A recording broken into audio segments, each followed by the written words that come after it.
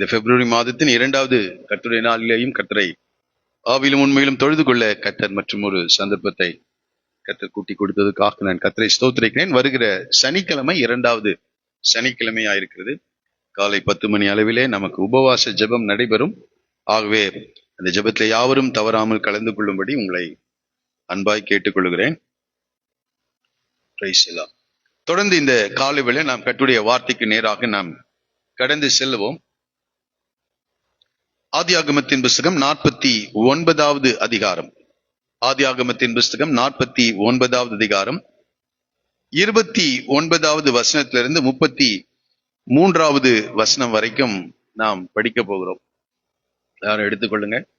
ஆதியாகமம் 49 29வது வசனத்திலிருந்து 33வது வசனம் வரைக்கும் எல்லாரும் சேர்ந்து படிக்கலாமா? படிப்போம். பின்னும் அவன் அவர்களை நோக்கி, நான் என் ஜனத்தாரோடே சேர்க்கப்பட போகிறேன். ஏத்தியனான எப்ரோனின் நிலத்தில் உள்ள குகையிலே என்னை என் பிதாக்கள் அண்டையிலே அடக்கம் பண்ணுங்கள் என்று கட்டளையிட்டு, அந்த குகை கானான் தேசத்திலே மம்ரேக்கு எதிராக மக்பேலா எனப்பட்ட நிலத்தில் இருக்கிறது. அதை நமக்கு சொந்த கல்லறை பூமியா இருக்கும்படி ஆபிரகாம் ஏத்தியனாகிய எப்ரோன் கையில் அதற்குரிய நிலத்துடனே வாங்கினார். அங்கே ஆபிரகாமையும் அவர் மனைவியாகிய சாராலையும் அடக்கம் பண்ணினார்கள். அங்கே ஈசாக்கையும் அவர் மனைவியாகிய ரெபேக்காலையும் அடக்கம் பண்ணினார்கள். அங்கே லேயாலையும் அடக்கம் பண்ணினேன். அந்த நிலமும் அதில் இருக்கின்ற குகையும் ஏத்தின் புத்திரர் கையில் கொல்லப்பட்டது என்றான். யாக்கோபு தன் குமாரருக்கு கட்டளையிட்டு முடித்த பின்பு அவன் தன் கால்களை கட்டிலின் மேல் மடக்கி கொண்டு ஜீவித்து போய் தன் ஜனத்தாரோடே சேர்க்கப்பட்டான். ஆதியாகமத்தின் புஸ்தகத்திலிருந்து நாம் கர்த்தருடைய வார்த்தைகளை நாம் சிந்தித்துக் கொண்டிருக்கிறோம். நான் நினைக்கிறேன் 12வது அதிகாரத்துல நாம் ஆரம்பித்து இப்போ எங்க வந்திருக்கோம்? 49வது அதிகாரத்திலே வந்திருக்கிறோம். இன்றைக்கு 49ஆம் அதிகாரம் 29வது வசனத்திலிருந்து 50ஆம் அதிகாரம் 14வது வசனம் வரைக்கும் இன்றைக்கு நாம் சிந்திக்க போகிறோம்.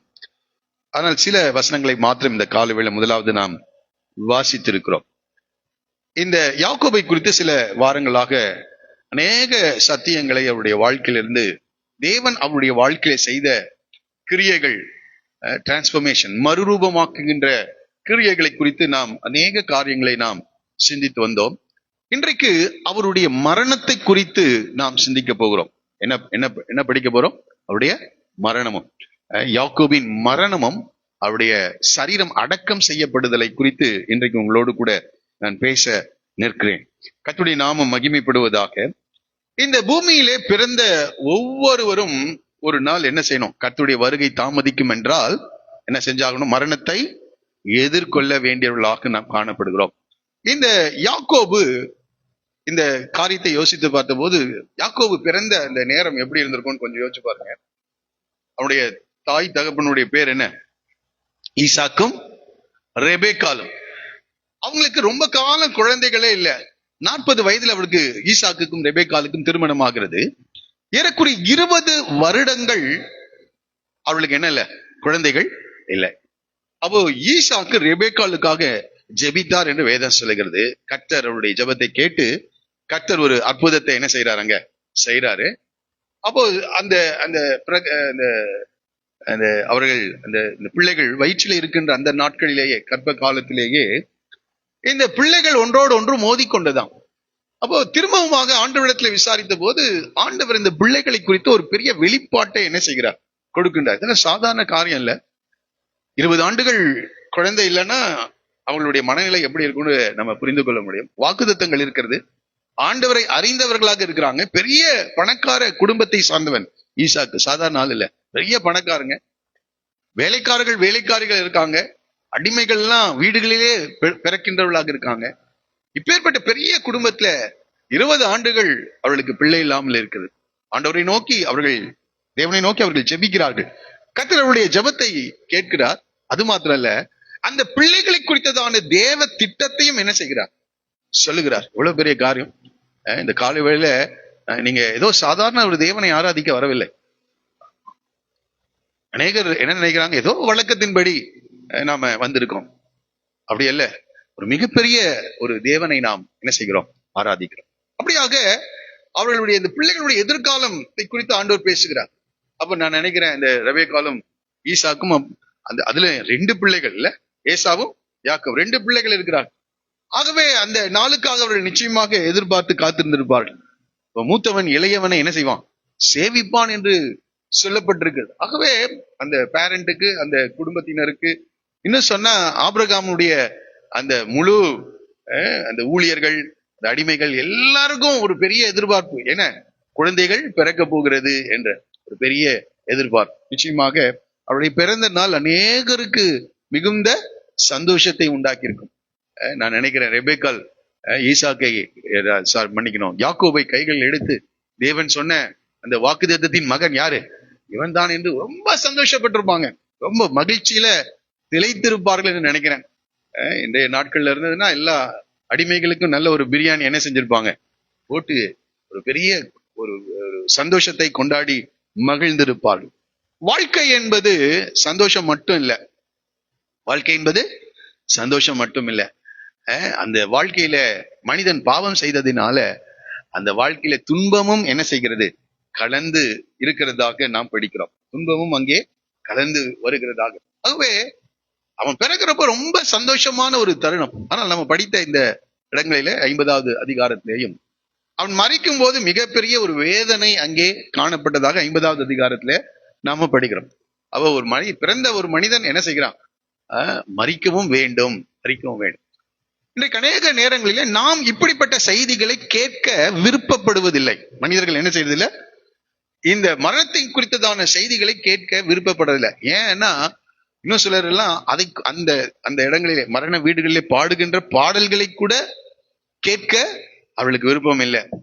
அப்படின்னா என்ன அர்த்தம்னா, அவர்கள் இன்னும் தயாராகல, மரணத்தை எதிர்கொள்ள தயார் ஆகவில்லை என்று அர்த்தம். ஆனால் வேதத்திலே ஒரு உண்மையை ஆண்டவர் தெளிவாக எழுதி வைத்திருக்கின்றார்.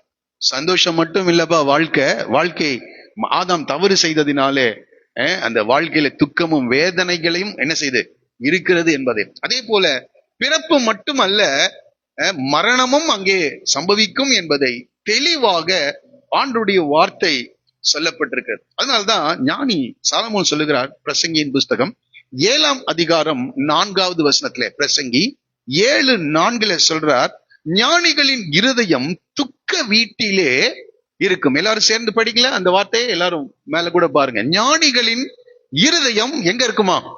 துக்க. இன்னொரு தடவை சொல்லுங்க, ஞானிகளின் இருதயம் எங்க இருக்கும்? துக்க வீட்டுல. ஏன் துக்க வீட்டுல இருக்குன்னு அங்கே முடிவை பார்க்கிறோம். அங்கே முடிவை பார்க்கிறோம். இப்போ நாமும் ஒரு நாள் இந்த உலக ஓட்டத்தை முடிக்க போகிறோம் என்கின்ற ஒரு செய்தி எப்போதும் ஞானியினுடைய இருதயத்துல அது தொனித்துக் கொண்டே இருக்கும். ஆகவே ஞானிகளின் இருதயம் துக்க வீட்டில் இருக்கும். மூடரின் இருதயம் அவங்க எப்போதும் கல்யாண வீட்டுக்கு போறதுதான் அவனுக்கு விருப்பம். சாவு வீட்டுக்கு என்ன செய்ய மாட்டான்? போக மாட்டான். ஏன்னா அங்க போனாலே அந்த சூழ்நிலை அவனுக்கு பிடிக்காது. ஆனால் வசனம் சொல்லுகிறது, ஞானிகள் ஆண்டவரை அறிந்து தேவனுடைய ஞானத்திலே யாரெல்லாம் இருக்கிறார்களோ அவர்கள் எப்போதும் எப்படி இருப்பாங்களா? துக்க வீட்டிலே அவர்களுடைய இருதயம் இருக்கும். முடிவுகளை குறித்து சிந்தித்துக் கொண்டே இருப்பார்கள். முடிவுகள். இன்னொரு வசனத்தை கூட நம்ம படிக்கிறோம். இந்த எபிரேயர் எழுதின நிருபம் 9ஆம் அதிகாரம் 27வது வசனத்துல, எபிரேயர் 9:27. அன்றைய வாசிங்க. ஒரே தரம் மரிப்பதும் மனுஷனுக்கு நியமிக்கப்பட்டிருக்கிறது. நன்றாய் புரிந்து கொள்ளுங்க. இது மரணம் என்பது நியமிக்கப்பட்ட ஒன்று. பிறந்த ஒருவன் ஆண்டவருடைய வருகை தாமதிக்கும் என்றால் நிச்சயமா அவன் என்ன செஞ்சுதான் ஆனும்?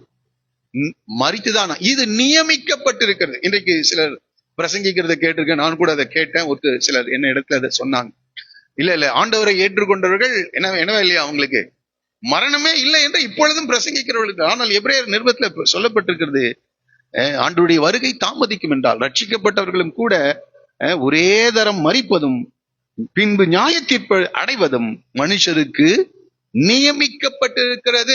ஆனால் தாவீது சொல்லுகிறார், இந்த மரணத்தை நான் கடந்து செல்லுகையிலே, அந்த மரணத்தின் வேளையிலே நான் பயப்பட மாட்டேன் என்று சொல்லுகிறார். 23ஆம் சங்கீதம் 4வது வசனத்திலே அவர் சொல்லும் போது, நான் மரண இருளின் பள்ளத்தாக்கிலே நடந்தாலும் பொல்லாப்புக்கு பயப்படேன், தேவரீர் என்னோட கூட இருக்கிறீர், உமது கோலும் உமது தடியும் என்னை தேற்றும் என்று சொல்கிறார். அப்போ இந்த மரணத்தை நெருங்குகிற நேரத்திலும், மரணத்தின் வாயிலாக இந்த உலக ஓட்டத்தை முடித்து அக்கறை நாட்டிற்கு நாம் கடந்து செல்கிற நேரத்திலும் நாம பயப்பட வேண்டியது அவசியம் இல்லை. ரட்சிக்கப்பட்டிருந்தா, தேவனை அறிந்திருந்தா, தேவனுக்கு தன்னுடைய வாழ்க்கையை அர்ப்பணித்திருப்பார்கள் என்றால், தாவீது சொல்லுகிற வார்த்தையை நாமும் சொல்ல, நான் மரண இருளின் பள்ளத்தாக்கிலே நடந்தாலும் பொல்லாப்புக்கு பயப்பட. ஏனென்றால் அந்த நேரத்திலும் கர்த்தர் என்னோடு கூட இருக்கிறார். ஆகவே இந்த செய்தியை தயவு செய்து எல்லாரும், பிள்ளைகள், பெரியவங்க எல்லாரும் கேளுங்க. தூங்கிடாதீங்க, விளையாண்டுட்டு இருக்காதீங்க, கவனமாக இதை கேளுங்க. இந்த செய்தியை ஆயத்தப்படுத்தும் போது கர்த்தர் என்னோடு கூட அநேக காரியங்களை பேசினார்.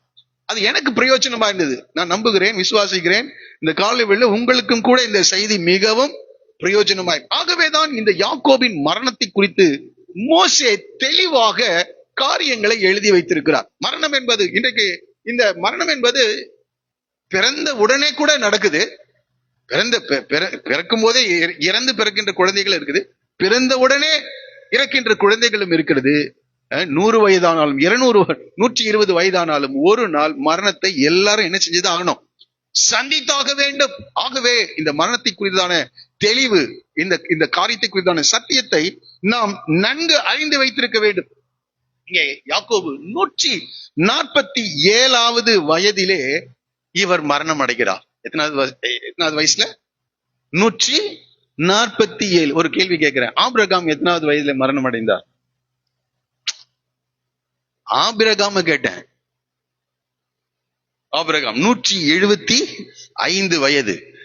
ஈசாக்கு போய் நீங்க வீட்டுல தேடி பாருங்க, 186 நினைக்கிறேன், 186 நினைக்கிறேன், 186 தான் நினைக்கிறேன். 100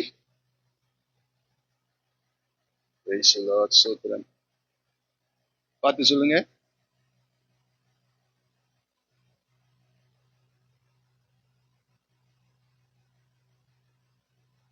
சரி, இருக்கட்டும். 186 தான் நினைக்கிறேன். போறப்ப சொல்றேன், நான் குறிச்சிட்டு தான் வந்தேன்.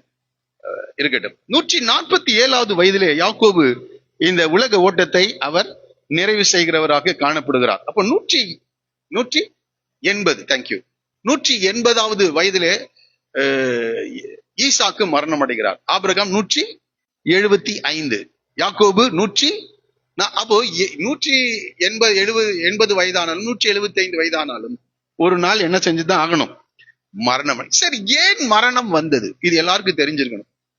அங்கங்க நம்ம வண்டியில போயிட்டு இருக்கோம், அங்கங்க பார்த்தா ஷாமியானா என்ன செய்யறாங்க, போட்டிருக்காங்க. சில சேர்ஸ் எல்லாம் அங்கங்க போட்டிருக்காங்க. அப்போ அங்க பார்த்தா கூட்டமாக ஜனங்கள் இருக்காங்க. அவருடைய முகத்துல எப்படி இருக்குது, அழுகையும் வேதனையும் நிறைந்த முகங்களை நாம் பார்க்கின்றோம். ஏன் இந்த மரணம் வந்துச்சு அப்படின்னா, ஒரே ஒரு காரியம். ஆண்டவர் முதல் மனிதர்களாகிய ஆதாமையும் ஏவாளையும் உருவாக்கி ஒரு பெரிய ஒரு தோட்டத்தை அவர்கள் வசிப்பிடமாக, இருப்பிடமாக, வீடாக அவர்களுக்கு கொடுத்து, இந்த தோட்டத்தில் உள்ள எல்லா கனிகளையும் விருட்சங்களையும் நீங்கள் புசிக்கலாம், ஆனால் நன்மை தீமை அறியத்தக்க இந்த ஒரே ஒரு கனியை மாத்திரம் என்ன செய்ய வேண்டாம், புசிக்க வேண்டாம் சொல்லி விலக்கி வைக்கப்பட்ட அந்த ஒரு கனியை, அந்த ஒரு பழத்தை அவர்கள் சாப்பிட்டதினாலே இன்றைக்கு அந்த ஆதாமின் சந்ததி முழுவதும் இத்தனை ஆண்டுகளாக, ஏறக்குறைய 6000 ஆண்டுகளாக மரணம் சம்பவித்துக் கொண்டே என்ன செய்து இருக்கின்றது, மரணம் சம்பவித்துக் கொண்டே. அதை தான் சொல்கிறார், அதை புசிக்க வேண்டாம் என்று 2ஆம் அதிகாரம் 16-17 ஆதியாகமம் 2:16 கர்த்தர் மனுஷனை நோக்கி, நீ தோட்டத்தில் உள்ள சகல விருட்சத்தின் கனியையும் புசிக்கவே. எவ்வளவு பெரிய ஆண்டவர் சொல்றாரு பாருங்க. இந்த 10 கனிகளை மாத்திரம்னு சொல்லல, எல்லா கனிகளையும் என்ன செய்யலாம், நீங்க புசிக்கலாம். பலாப்பழத்தை புசிக்கலாம், வேற என்னென்ன, மேங்கோவை புசிக்கலாம், எல்லா கனிகளையும் சொல்றாங்க, கிரேப்ஸை புசிக்கலாம், எல்லாமே புசிக்கலாங்க என்று சொல்லிவிட்டு, ஆனாலும் 18வது வசனம், நன்மை தீமை அறியத்தக்க விருட்சத்தின் கனியை புசிக்க வேணும். ஆமா, ஜீவ விருட்சத்தின் கனியை கூட புசிக்கலதான் அனுபவம் பண்ணியிருக்கிறார். ஆனா இவன் பாருங்க, அதை பறித்து புசிச்சிருந்தா என்னவே வந்திருக்காது, மரணமே ஏற்பட்டிருக்காது. ஆனா இவன் எதை பறித்து புசிக்கிறான், நன்மை தீமை அறியத்தக்க கனியை. நீ அதை புசிக்கும் நாளிலே சாகவே சாவாய். ஒரே ஒரு காரியம், ஆமா, அதனாலதான் அங்கே பாவம் பிரவேசிக்கிறது. எப்பொழுது தேவனுடைய வார்த்தைக்கு மனிதன் கீழ்ப்படியாமல் போனானோ அங்கே மரணம் பிரவேசிக்கிறது. அதனாலதான் பாவம் செய்யும் ஆத்துமா என்ன செய்யுமா? சாகவே சாகும். நன்றாய் புரிந்து கொள்ளுங்கள். எப்பொழுது தேவனுடைய வார்த்தைக்கு மனிதர்கள் கீழ்ப்படியாமல் போனார்களோ முடிவிலே அங்கே மரணம். பாவத்தின் சம்பளம் என்னவா? மரணம் என்று சொல்லப்பட்டிருக்கிறது. இப்போ ஆண்டவர் சொல்றாரு 3ஆம் அதிகாரம் ஆதியாகமம் 3:19 சொல்றாரு. இப்போ அவன் அந்த கீழ்ப்படியாமல் போனதுனால ஆண்டவர் சொல்ற, நீ பூமியிலிருந்து எடுக்கப்பட்டபடியால் நீ பூமிக்கு திரும்ப மட்டும் உன் முகத்தின் வேர்வையால் ஆகாரம் புசிப்பாய். எல்லாரும் சேர்ந்து சொல்லுவோமா? நீ மண்ணாய் இருக்கிறாய். நீ எப்படி இருக்க? உன்னை எங்கிருந்து எடுத்தேன் நானு? மண்ணினாலே உன்னை உருவாக்கினேன். நீங்க எங்க போகணும்? நீ மண்ணுக்கு போகணும். நம்ம சரீரத்தை எல்லாம் பார்த்து சொல்லுங்க, இது எங்கிருந்து வந்து இருக்குது? மண்ணிலிருந்து உருவாக்கப்பட்டது. திரும்பிய ஒரு நாள் எங்க போக போகுது? இது மண்ணுக்கு போக போகிறது. இதை புரிந்து கொள்ளணும். இப்ப மண்ணுக்கு போக போறதுன்னா நம்ம கொஞ்சம் தாழ்மையா இருப்போம் அல்ல? ஆமா, இது ரொம்ப நம்ம அலங்கரிக்கலாம் மாட்டோம். ஒரு நாள் எங்கதான் இது போக போகுது? மண்ணுக்கு தான். மண்ணிலிருந்து எடுக்கப்பட்டது. இது மண். இது நிறைய பேர் என்னமோ நினைச்சிட்டு இருக்காங்க. இல்ல அது அலங்கரிக்கிறோம், ஏதோ பண்றோம். சுத்தமா இருக்கிறது நான் தப்பு சொல்ல, ரொம்ப ஆனால் ஒரு நாள் என்னதான் நீங்க அலங்கரித்தாலும் அதுக்கு என்ன காரியங்களை செய்தாலும் ஒரு நாள் இந்த சரீரம் எங்க போக போகுது? மண்ணுக்கு போக போகிறது. நீ மண்ணிலிருந்து எடுக்கப்பட்டாய், நீ மண்ணாய் இருக்கிறாய். ஆமா, நாம என்னமோ வேற என்னமோ நினைக்கிறோம். இது திரும்பி சொல்றேன், பிள்ளைகளுக்கு எல்லாம் சொல்றேன். இது என்னது? இது மண்ணு. இது எங்கதான் போகுது? மண்ணுக்கு தான் திரும்பி போக போகிறது. இது இந்த ஒரு சத்தியம், இது ஒரு உண்மையாக காணப்படுகிறது. இன்னைக்கு அநேக உண்மைகள் வேதத்திலே சொல்லப்பட்டிருக்கிறது. ஆனால் இது ஒரு இந்த சத்தியமும் ஒரு உண்மை. இதெல்லாம் நாம் நன்கு அறிந்து வைத்திருக்க வேண்டிய ஒரு உண்மையா இருக்கிறது. சரி, இருக்கட்டும். இந்த மனிதன் பாவம் செய்ததினால மரணம் இந்த உலகத்திற்குள் பிரவேசித்தது. இந்த வேதத்துல ஆதியாகமம் புத்தகம் 5வது அதிகாரத்தை எடுத்துக்கொள்ளுங்கள். நான் சொல்ற வசனத்தை அப்படியே பார்த்துட்டு வாங்க.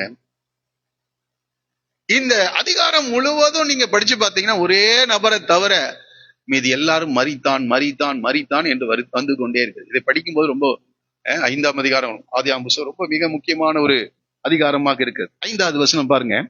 ஆதாம் உயிரோடு இருந்த நாளெல்லாம் 930 வருஷம் அவன் மரித்தான். அந்த 5ஆம் அதிகாரத்துக்கு ஹெட்டிங்கே இதுதான், மரணம். அதுதான் ஹெட்டிங். ஆதாம் மரித்தானா?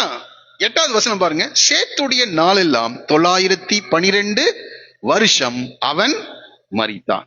11வது வசனம். ஏனோசுடைய நாளெல்லாம் 905 வருஷம் அவன் மரித்தான். 14வது வசனம். கேனானுடைய நாளெல்லாம் 910 வருஷம் அவன் மரித்தான். 17வது வசனம். மகலாலேயோளுடைய நாளெல்லாம் 895 வருஷம் அவன் மரித்தான். நடுவுல ஒரு ஆள் மட்டும் மரிக்கல. 24வது வசனம். ஏனோக்கு தேவனோடு சஞ்சரித்துக் கொண்டு இருக்கையில் காணப்படாமல் போனான். தேவன் அவனை, இது ரொம்ப மிக முக்கியமான ஒரு அதிகாரம். மரணத்தை காணாமல் அவன் எடுத்துக்கொள்ளப்பட்டான். ஒரே தேவன் அவனை என்ன செய்தாராம்? எடுத்துக்கொண்டார். தேவன் அவனை. அப்போ இந்த உலகத்துல நம்ம ரட்சிக்கப்பட்டு ஞானஸ்நானம் பெற்று பரிசுத்தமாய் வாழ்ந்து தேவனுடைய கட்டளைகளும் கற்பனைகளின் படி வாழ்கின்ற ஒரு கூட்டம் கர்த்தருடைய வருகை தாமதிக்கும் என்றால் கர்த்தருடைய வருகையில எடுத்துக்கொள்ளப்படும். அதற்கு அடையாளமா இருக்கு. எல்லாரும் மரித்தார்கள். எல்லாரும் கிறிஸ்துவை ஏற்றுக்கொண்டவர்கள் கூட மரித்தார்கள். ஆனால் ஒரு நாள் வரும், கர்த்ததாமே ஆரவாரத்தோடும் பிரதான தூதனுடைய சத்தத்தோடும் தேவ எக்காலத்தோடும் வானத்திலிருந்து என்ன செய்வார்? இறங்கி வருவார். அப்பொழுது கிறிஸ்துவுக்குள் மரித்தவர்களும் எழுந்திருப்பார்கள். முதலாவது எழுந்திருப்பார். பின்பு உயிரோடு இருக்கும் நாமும் என்று சொல்லப்பட்டிருக்கு. அப்போ அந்த இடத்துல உயிரோடு இருக்கிற ஒரு கூட்டம் என்ன செய்யும்? மத்திய ஆகாயத்திலே எடுத்துக்கொள்ளப்பட்டு இவ்விதமா என்னென்றைக்கும் அவரோடு கூட இருக்க போகிறோம். வரலையே சொல்லுவோமா? சந்தோஷமா சொல்லுங்களேன். அப்போ எல்லாரும் மரித்தார்கள் வரும்போது ஆண்டவர் ஒருத்தனை மட்டும் மரிக்க விடல. அவன் தேவனோடு கூட சஞ்சரித்துக் கொண்டிருந்தான். தேவனுக்கு பிரியமான ஒரு வாழ்க்கை வாழ்ந்து கொண்டிருந்தான். ஆண்டவர் அவனை என்ன செய்தார்? எடுத்துக்கொண்டார் என்று சொல்லப்படுது. ஆகவே சீக்கிரமா கர்த்தருடைய வருகை வரும் என்றால் நாம மரணம் அல்ல, நம்ம ஒருவேளை ஆண்டவருடைய வருகையில கூட என்ன செய்யலாம்? எடுத்துக்கொள்ளப்பட முடியும். ஒரு அல்லேலூயா சொல்லுவோமா? அந்த நாள் மிக சமீபமே, சுத்தர்கள் யாவரும் சேர்ந்திடவே. அந்த நாள் மிக சமீபமே, சுத்தர்கள் யாவரும் சேர்ந்திடவே. தேவ எக்காலம் வானில் முழங்க, தேவன் அவரையே சந்திப்போமே. தேவ எக்காலம் வானில் முழங்க, தேவாதி தேவனை சந்திப்போமே. எக்கால சத்தம் வானில் தோனித்திடவே, இயேசு மராஜனே வந்திடுவார். எக்கால சத்தம் வானில், இயேசு மராஜனே வந்திடுவார். ஹல்லேலூயா. எல்லாரும் மரித்துக் கொண்டே வருகிறார்கள். ஆனால் இந்த ஏனோக்கு தேவனோடு கூட சஞ்சரித்துக் கொண்டிருந்தபடினால் அவன் என்ன செய்யப்பட்டான்? எடுத்துக்கொள்ள. ஆகவே இங்க இருக்கிற ஒவ்வொருவரும் நாம யாரோடு சஞ்சரிக்கணும்? செல்போனோடு இல்ல, யாரோடு? தேவனோடு கூட சஞ்சரிக்கணும். ஆமா, அதிகாலையில் எழுந்து தேவனுடைய சமூகத்துல காத்திருக்கணும். எப்போதும் தேவனுடைய வேதத்தை இரவும் பகலும் தியானிக்கிற மனிதன் பாக்கியவான் என்று சொல்லப்பட்டிருக்கிறது. வேதத்தோடு கூட, அவருடைய வார்த்தைகளோடு கூட நாம ஆண்டவரோடு கூட இருக்கும்போது, ஒரு நாள் ஒருவேளை நம்முடைய நாட்களிலேயே ஆண்டவருடைய வருகை இருக்கும் என்றால், எப்படி ஏனோக்கு எடுத்துக்கொள்ளப்பட்டானோ அப்படி நாம் அவரோடு கூட என்ன செய்ய முடியும்? எடுத்துக்கொள்ளப்படும். அதை தொடர்ந்து நீங்க படித்து பார்ப்பீர்கள். 27வது வசனம், 5ஆம் அதிகாரம் 27. மெத்துசெல்லாவுடைய நாளெல்லாம் 969 வருஷம் அவன் மரித்தான். அந்த அதிகாரம் முழுவதும் மரணத்தை குறித்து பேசுகிறது. அடுத்தது 31வது வசனம், லாமைக்குடைய நாளெல்லாம் 777 வருஷம் அவன் மரித்தான் என்று படிக்கிறது. இப்படி அந்த அதிகாரம் முழுவதும் மரணத்தை குறித்து பேசுகிறது. இப்போ வேதம் எதை குறித்தும் பேசுகிறது? மரணத்தை குறித்து பேசுகிறது. அப்போ ஜீவனை குறித்து மாத்திரம் பிரசங்கம் பண்ணக்கூடாது, எதை குறித்தும் பிரசங்கம் பண்ணணும். ஆமா, அதனால யாரும் பயந்துடாதீங்க. என்ன இவரு இப்படி எல்லாம் பேசுகிறார்? இந்த நானும் பார்த்த நிறைய இடங்கள்ல மரணத்தை குறித்து பேசுறாங்களா ஞாயிற்றுக்கிழமைன்னா யாரும் பேசுது. ஆனால் அந்த சத்தியத்தை வேதம் என்ன செய்கிறது? போதித்திருக்கிறது. ஆகவே அதை குறித்து இந்த காலையில் நாம் சிந்திக்க போகிறோம்.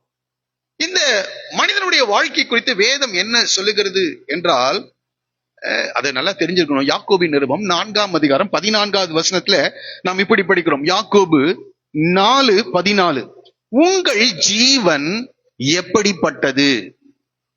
எடுத்து போடுங்க. அது வேண்டாம், அது வேண்டாம், அந்த வார்த்தை வேண்டாம். நாளைக்கு நடப்பது உங்களுக்கு தெரியாதே. ரைட், ஓகே, நல்லதுதான். உங்கள் ஜீவன் எப்படிப்பட்டது, இதை நம்ம தெரிஞ்சு வச்சிருக்கணும். உங்கள் ஜீவன் எப்படிப்பட்டது? எல்லாரும் சேர்ந்து சொல்லுவோம். கொஞ்ச காலம் தோன்றி பின்பு தோன்றாமற் போகிற நம்முடைய வாழ்க்கையை குறித்து யாக்கோபு சொல்லுகிறார். உங்கள் ஜீவன் எப்படிப்பட்டது? உங்கள் வாழ்க்கை எப்படிப்பட்டது? அதை நல்லா புரிஞ்சுக்கொள்ளுங்க. நாம் ஏதோ நிரந்தரமாக இந்த பூமியிலே தங்கிவிட போகிறவர்கள் அல்ல. உங்கள் ஜீவன் எப்படிப்பட்டது என்றால், கொஞ்ச காலம் தோன்றி பின்பு தோன்றாமல் போகிற புகை. எப்படி எதற்கு ஒப்பிட்டு இருக்கிறார் பாருங்க. ஒரு சிலைக்கு ஒப்பிடல, ஒரு மலைக்கு ஒப்பிடல, ஒரு மரத்துக்கு கூட ஒப்பிடல. எதுக்கு சொல்றாரு? புகைக்கு புகை நமக்கு தெரியும். ஆமா, புகை ஒரு எல்லாத்தையும் போட்டு எரிச்சா என்ன செய்யுதாங்க? புகை வருகிறது. புகை இருக்கிறது என்று சொன்னால் சில நிமிடங்களிலே நம்முடைய கண்களை விட்டு அது என்ன செய்கிறது? மறைந்து. நித்தியத்தோடு கூட நம்முடைய வாழ்க்கையை ஒப்பிட்டு பார்க்கும் போது, எதோடு கூட? தேவன் நித்தியமானவர். நித்தியத்தோடு கூட நம்முடைய வாழ்க்கையை ஒப்பிட்டு பார்க்கும் போது மனிதனுடைய வாழ்க்கை எப்படி இருக்குதான்? இன்னொரு இடத்துல பூவை போல இருக்கான். இந்த இடத்துல எதை சொல்றாங்க? புகையை போல இருக்கிறது என்று. அப்போ நன்றாய் புரிந்து கொள்ளுங்கள், நம்முடைய வாழ்க்கை குறுகினது. அதனால்தான் யோபு சொல்லுகிறார் 14:1. யோபு 14:1, ஸ்திரீனிடத்தில் பிறந்த மனுஷன் வாழ்நாள் குறுகினவனாக இருக்கிறான். நம்ம நல்லா இதெல்லாம் நமக்கு தெரிஞ்சிருக்கணும். நம்மளுடைய அறிவுல ஸ்திரீனிடத்தில் பிறந்த மனுஷன் வாழ்நாள் குறுகினவன். நித்தியத்தோடு கம்பேர் பண்ணும்போது, அது 147 ஆனாலும் சரி, 950 வருஷம் வாழ்ந்தாலும் நித்தியத்தோடு நம்ம கம்பேர் பண்ணும்போது, ஒப்பிட்டு பார்க்கும்போது, ஏன்னா ஆண்டவருக்கு 1000 வருஷம் அவருக்கு எப்படி இருக்கான்? ஒரு நாள். 1000 வருஷம் ஒரு நாள். அப்ப ஆதாமெல்லாம் ஏறக்குறைய 900 வருடங்களுக்கு மேல வாழ்ந்திருக்காங்க. ஏறக்குறைய அந்த ஒரு நாளுக்கு தான் என்ன செஞ்சிருக்காங்க அவங்க வந்திருக்காங்க. 1000 வருஷத்துக்கு மேல எல்லாம் யாரும் வாழல. ஆகவே நன்றாய் புரிந்து கொள்ளுங்கள், நம்ம அவங்களுக்கு 1000 வருஷம், இன்றைக்கெல்லாம் வாழ்நாள் அதை விட குறுகினது. யாக்கோபே 147 தான். ஆபிரகாமாவது பரவாயில்ல, ஈசாக்காவது பரவாயில்ல, 180 வயது. இந்த காலை வேளையில நான் சொல்கிறேன், வாழ்நாள் குறுகினது. யோபு சொல்லுகிறார், வாழ்நாள் குறுகினதும் சஞ்சலம் நிறைந்ததுமா இருக்கிறது. ஏன்னா பாவம் இந்த உலகத்துல என்ன இருக்குது, அடிக்கடி சொல்லுவோம். ஒன்று, நாம் செய்த பாவத்தினால வேதனைகளை அனுபவித்துக் கொண்டிருப்போம், அல்லது மற்றவர்கள் செய்கிற பாவத்தினால நாம வேதனைகளை அனுபவித்துக் கொண்டிருப்போம். அப்ப வாழ்நாள் குறுகினது மாத்திரம் இல்ல, இந்த வாழ்க்கை எப்படி இருக்குதான், சஞ்சலம் நிறைந்ததா இருக்கிறது. நன்றாய் புரிந்து கொள்ளுங்கள், நம்முடைய வாழ்க்கை புகையை போல இருக்கிறது. கொஞ்ச காலம் தோன்றி பின்பு தோன்றாமல் போகின்ற புகையை போல இருக்கிறது. ஆனால் அந்த வாழ்க்கை வாழ்நாள் குறுகினது மாத்திரம் அல்லப்பா, அந்த வாழ்க்கை சஞ்சலம் நிறைந்ததா இருக்கிறது இருந்தது.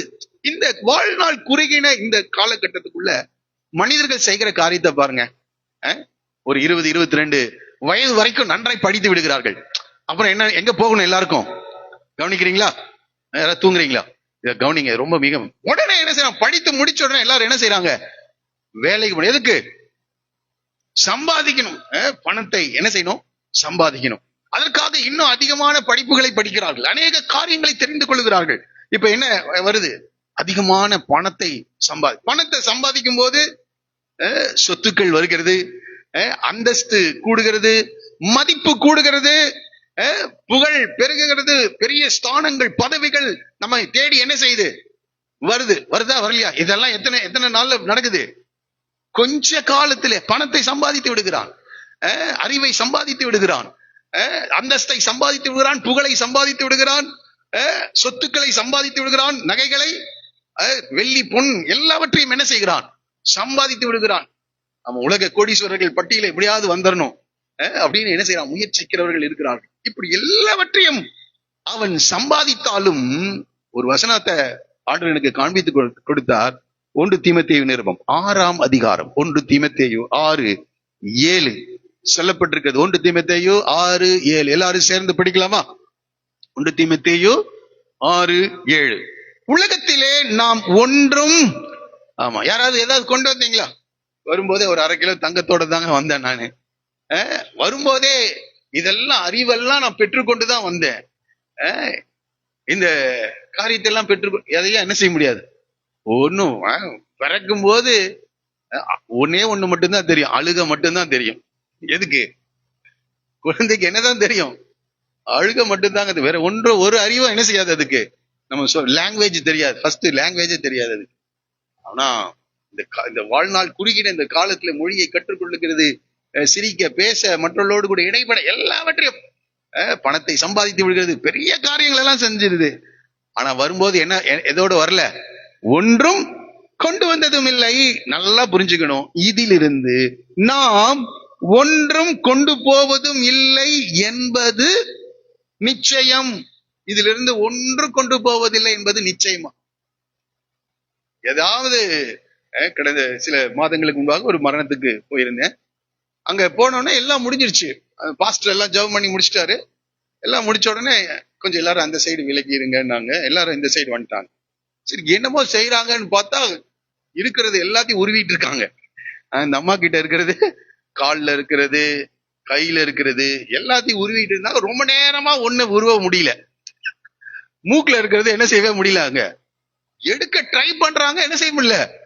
அவன் ரொம்ப நேரம் ஆனா விடுறதா இல்ல, அதோடு கூட விடுறதா இல்ல. ரொம்ப நேரம் போராடி அதையும் என்ன செஞ்சிட்டாங்க, கலட்டிட்டு தான் என்ன செய்யாங்க, அடக்கம் பண்றாங்க. அதான் இங்க சொல்றாரு, இதுல இருந்து நாம் ஒன்றும் கொண்டு போவதும் இல்லை என்பது நிச்சயம். எது கொண்டு போகணும்னு நினைச்சாலும் கொண்டு போக முடியாது. ஆகவே இப்படிப்பட்ட ஒரு உலகத்துலதான் நாம என்ன செஞ்சிருக்கோம், வாழ்ந்து கொண்டிருக்கோம். அது மாத்திரம் இல்ல, யோபு இதை விட ரொம்ப அற்புதமா சொல்றாரு. பவுலாவது ரொம்ப டீசெண்டா சொல்றாரு, யோபு ரொம்ப இதா சொல்றாரு. வாசிக்கலாமா? யோபின் புஸ்தகம் 1ஆம் அதிகாரம் 21வது வசனம். யோபு 1:21. எப்படி வந்த? நிர்வாணியாய் வந்து ஒன்றும் கொண்டு வந்ததில்லைன்னா எதை கூட கொஞ்சம் துணி கூட, Dress கூட போட்டுட்டு வரலாம். நிர்வாணியாய் வந்தேன், தாயின் கர்ப்பத்திலிருந்து வந்தேன், நிர்வாணியாய் அவ்விடத்திற்கு திரும்புவேன் என்று சொல்லுகிறார். நிர்வாணியாய் வந்தம்பா, நிர்வாணியா போறேன், ஒண்ணு எடுத்துட்டு போக முடியாது. அப்ப பணம், பதவி, புகழ் எல்லாம் எங்கதான்? இங்கேயே விட்டுட்டு போகணும், இங்கேயே விட்டுட்டு போகணும். நன்றாய் புரிந்து கொள்ளுங்கள், எல்லாவற்றையும் இங்க விட்டுட்டு போகணும். இதெல்லாம் கொஞ்ச காலத்திலே நடைபெறுகிற காரியம். புகையை போல இருக்கிறது நம்முடைய வாழ்க்கை, புகையை போல.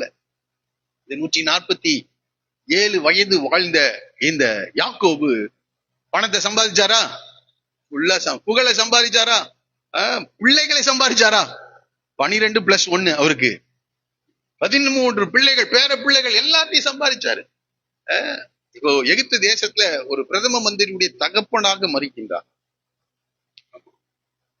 ஒரு ராஜாவுக்கு கொடுக்கின்ற மரியாதையை யாருக்கு கொடுக்குறாங்க? அவரோட அடக்கத்துல யாக்கோபுக்கு கொடுக்குறாங்க. சாதாரண ஒரு அடக்க ஆராதனை அல்ல, மிகப்பெரிய ராயல் சல்யூட்ன்றாங்களே, அரசாங்க இறுதி மரியாதை அவருக்கு செலுத்தப்பட்டது. இப்ப ஆனா எல்லாத்தையும் விட்டுட்டு தான் என்ன செஞ்சாகணும்? போகணும். எல்லாத்தையும் விட்டுட்டு தான். எல்லாம் கொஞ்ச காலம், எல்லாம் கொஞ்ச காலம். மரணத்தை மனிதன் கர்த்தருடைய வருகை தாமதிக்கும் என்றால் அதை எதிர்கொண்டுதான் ஆகணும். இந்த சத்தியங்களை நாம் புரிந்து கொள்ள வேண்டும். சரி, ஓகே. இப்பொழுது இந்த படித்த இந்த வேத பகுதியிலிருந்து இன்னைக்கு சிந்திக்க ஒரு 3 குறிப்புகளை நான் சொல்ல நிற்கிறேன். முதலாவதாக, மரணம் என்பது என்னவென்றால், மரணம் என்பது என்னவென்றால் இடமாற்றம். என்னதுங்க? இடமாற்றம். இப்ப நம்ம ஒரு வீட்டுல குடியிருக்கோம், சில வேலையில அந்த வீடு ரிப்பேர் ஆயிடுச்சு, அல்லது ஹவுஸ் ஓனர் காலி பண்ண சொல்றாங்க அப்படின்னா, அல்லது நமக்கு அந்த வீடு பத்தல அப்படின்னா என்னதுங்க? என்ன செய்யணும்? இடம் மாறுதல். வேறொரு வீட்டிற்கு நாம் என்ன செய்கிறோம்? குடி போகின்றோம், வேறொரு வீடு. அதே போல மரணம் என்பது, நன்றாய் புரிந்து கொள்ளுங்கள், மரணம் என்பது இறந்தவர்களின் இடமாற்றம். இடமாற்றம், லொகேஷனை மாத்திரம், நம்முடைய இருப்பிடத்தை, அட்ரஸை என்ன செய்யறோம்? சேஞ்ச் பண்றோம். விலாசம் மாறுகிறது, அட்ரஸை சேஞ்ச் பண்றோம். அதை தான் நாம் இங்கே படிக்க போகிறோம். இந்த வசனத்துல ரொம்ப தெளிவாக இங்கே சொல்லப்பட்டிருக்கிறது. 49ஆம் அதிகாரம் 29வது வசனத்தை நாம் வாசிக்கலாம். 29 வாசிங்கள் யாராவது.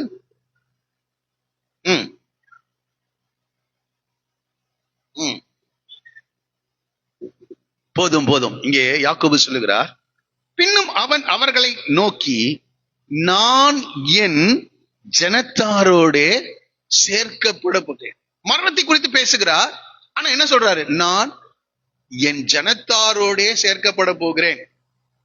33வது வசனத்தின் கடைசி பகுதி, அவன் தன் கால்களை கட்டிலின் மேல் மடக்கி கொண்டு ஜீவித்து போய் தன் ஜனத்தாரோட சேர்க்க. 2 முறை அந்த வார்த்தை சொல், தன் ஜனத்தாரோட சேர்க்கப்பட போகிறான். இன்னைக்கு காலையில தயவு செய்து கவனிங்க. மரணம் என்பது என்ன என்றால், நாம இங்க ஒரு கூட்டத்தோடு கூட இருக்கிறோம், குடும்பங்களோடு கூட இருக்கிறோம், உறவினர்கள், நண்பர்கள், சமுதாயத்தோடு கூட வாழ்ந்து அதே போல மரணத்தின் மூலமாக இன்னொரு கூட்டம் இருக்குது. இந்த உலக ஓட்டத்தை முடித்து கடந்து சென்ற ஒரு கூட்டம் இருக்குது. அந்த ஜனத்தாரோட நாம் சேர்க்கப்பட போகிறோம். இதுதாங்க சத்தியம். இதுதான் வேதம் நமக்கு போதிக்கின்ற உண்மையாக காணப்படுகிறது. இந்த 2 வசனம் 29, 33 2 வசனம், தன் ஜனத்தாரோட சேர்க்கப்பட்டான் என்று சொல்லப்பட்டிருக்கு. இந்த சரீரத்தை என் முற்பிதாக்களோடு கூட அடக்கம் செய்யப்படுதல் என்பது வேற. அதையும் நம்ம படிக்கிறோம். 29வது வசனத்துல அதுக்கு அங்க நம்ம படிக்கிறோம். 29வது வசனத்தின் பிற்பகுதி சொல்லப்படுகிறது, சேர்க்கப்பட போகிறேன். ஏத்தினான எப்ரோனின் நிலத்தில் உள்ள குகையிலே என்னை என் பிதாக்கள் அண்டையில் அடக்கம் பண்ணுங்கள். அடக்கம் பண்ணப்படுவது என்பது வேற. இந்த சரீரத்தை அடக்கம் பண்ணப்படுகிறோம், அடக்கம் செய்கிறோம். சிலர் எரிக்கிறாங்க, சிலர் என்ன செய்யறாங்க, பறவைகளுக்கு கூட தன் சரீரத்தை என்ன செய்யறாங்க, சாப்பிட கொடுக்குற அப்படியெல்லாம் ஆட்கள் இருக்காங்க. அடக்கம் செய்யப்படுகிறது. ஆனால் வசனம் சொல்லுகிறது சரீரம் அடக்கம். நம்ம என்ன நினைக்கிறோம்? முடிவு எங்க நினைக்கிறோம்னா, அடக்கம் செய்யப்படுகிறதை தான் முடிவு என்று நினைக்கிறோம். ஆனால் வேதம் தெளிவாக நமக்கு சொல்லப்படுகிறது, மரணத்தின் மூலமாக நாம் நம்முடைய ஜனத்தாரோட நாம் சேர்க்கப்பட போகிறோம் என்று சொல்லப்படுது. நம்முடைய ஜனத்தாரோட சேர்க்கப்பட போகிறோம். பழைய ஏற்பாட்டுல இன்னும் சில வசனங்கள் இருக்கிறது. ஆனால் புதிய ஏற்பாட்டுக்கு நேராக நாம வருவோம். அங்கேயும் சில காரியங்களை நாம படிக்க போகிறோம். பிலிப்பியர் நிருபம் 1 அதிகாரம் 23வது வசனத்தை இப்படி படிக்கிறோம், வாசிக்கலாம். ஏனெனில் தேகத்தை விட்டு பிரிந்து அது எப்படி இருக்குமா? அதிக. அப்போ தேகத்தை விட்டு பிரிந்து, இந்த சரீரத்தை விட்டு பிரிந்து ஜனத்தாரோட சேர்க்கப்படுதல். இரண்டாவது ஒரு காரியம், கிறிஸ்துவுடனே. நான் இங்க மரிக்கும் போது உண்மையாக நான் ரட்சிக்கப்பட்டிருப்பேன் என்றால், இயேசுவை சொந்த ரட்சகராக ஏற்றுக்கொண்டு தண்ணீரிலே மூழ்கி பிதா குமாரன் பரிசுத்தாவின் நாமத்தினாலே ஞான ஸ்நானம் பெற்றிருக்கு பரிசுத்தமாய் தேவனுடைய கட்டளைகளின்படி வாழ என்னை அர்ப்பணித்திருப்பேன் என்றால், நான் எங்க போய் சேருவேன்? என் ஜனத்தாரோடு கூட மாத்திரல்ல, கிறிஸ்துவுடனே கூட நான் தங்கியிருப்பேன். ஒரே சொல்லுவோமா? இது அற்புதமான சத்தியம். தயவுசெய்து எல்லாரும் புரிந்து கொள்ளுங்க. நான் கிறிஸ்துவுடனே கூட இருக்க எனக்கு என்ன இருக்கு? ஆசை உண்டு. எவ்வளவு பேருக்கு ஆசை? இப்போ அவரை காணாமல் அவரை பாடுகிறோம், அவரை தரிசியாமல் அவரை ஆராதித்துக் கொண்டிருக்கிறோம். ஆனால் மரணத்தின் மூலமாக கிறிஸ்துவோடு கூட நாம் இணைக்கப்பட போகிறோம். அது மாத்திரம் இல்ல, நமக்கு முன்பாக ஓடின பரிசுத்தவான்களோடு கூட நாம் சேர்க்கப்படுதல்.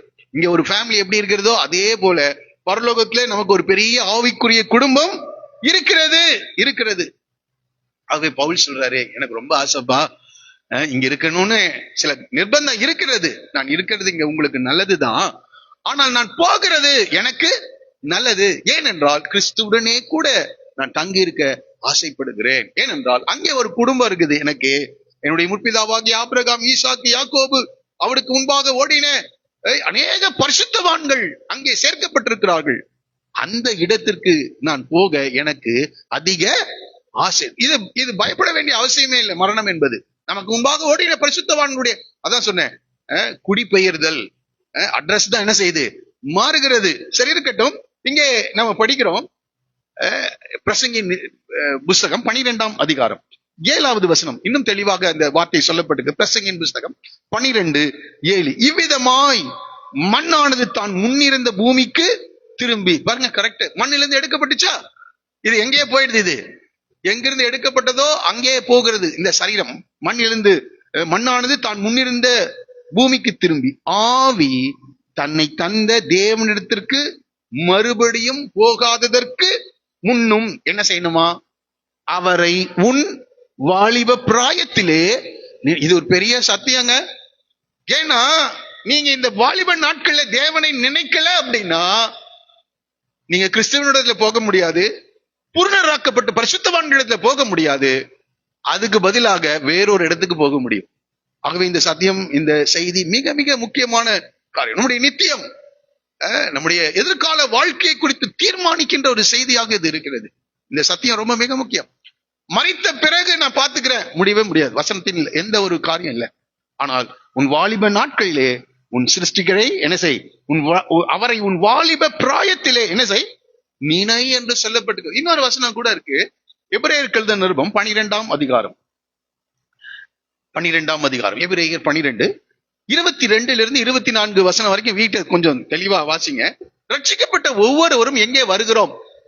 இயேசுவின் ரத்தத்தினால் கழுவப்பட்ட ஒவ்வொரு தேவனுடைய பிள்ளைகளும் எந்த இடத்திற்கு நாம் கூட்டி சேர்க்கப்படுகிறோம் என்று இந்த வசனம் சொல்லுகிறது. நீங்களோ, எல்லாரும் சேர்ந்து படிக்கலாமா?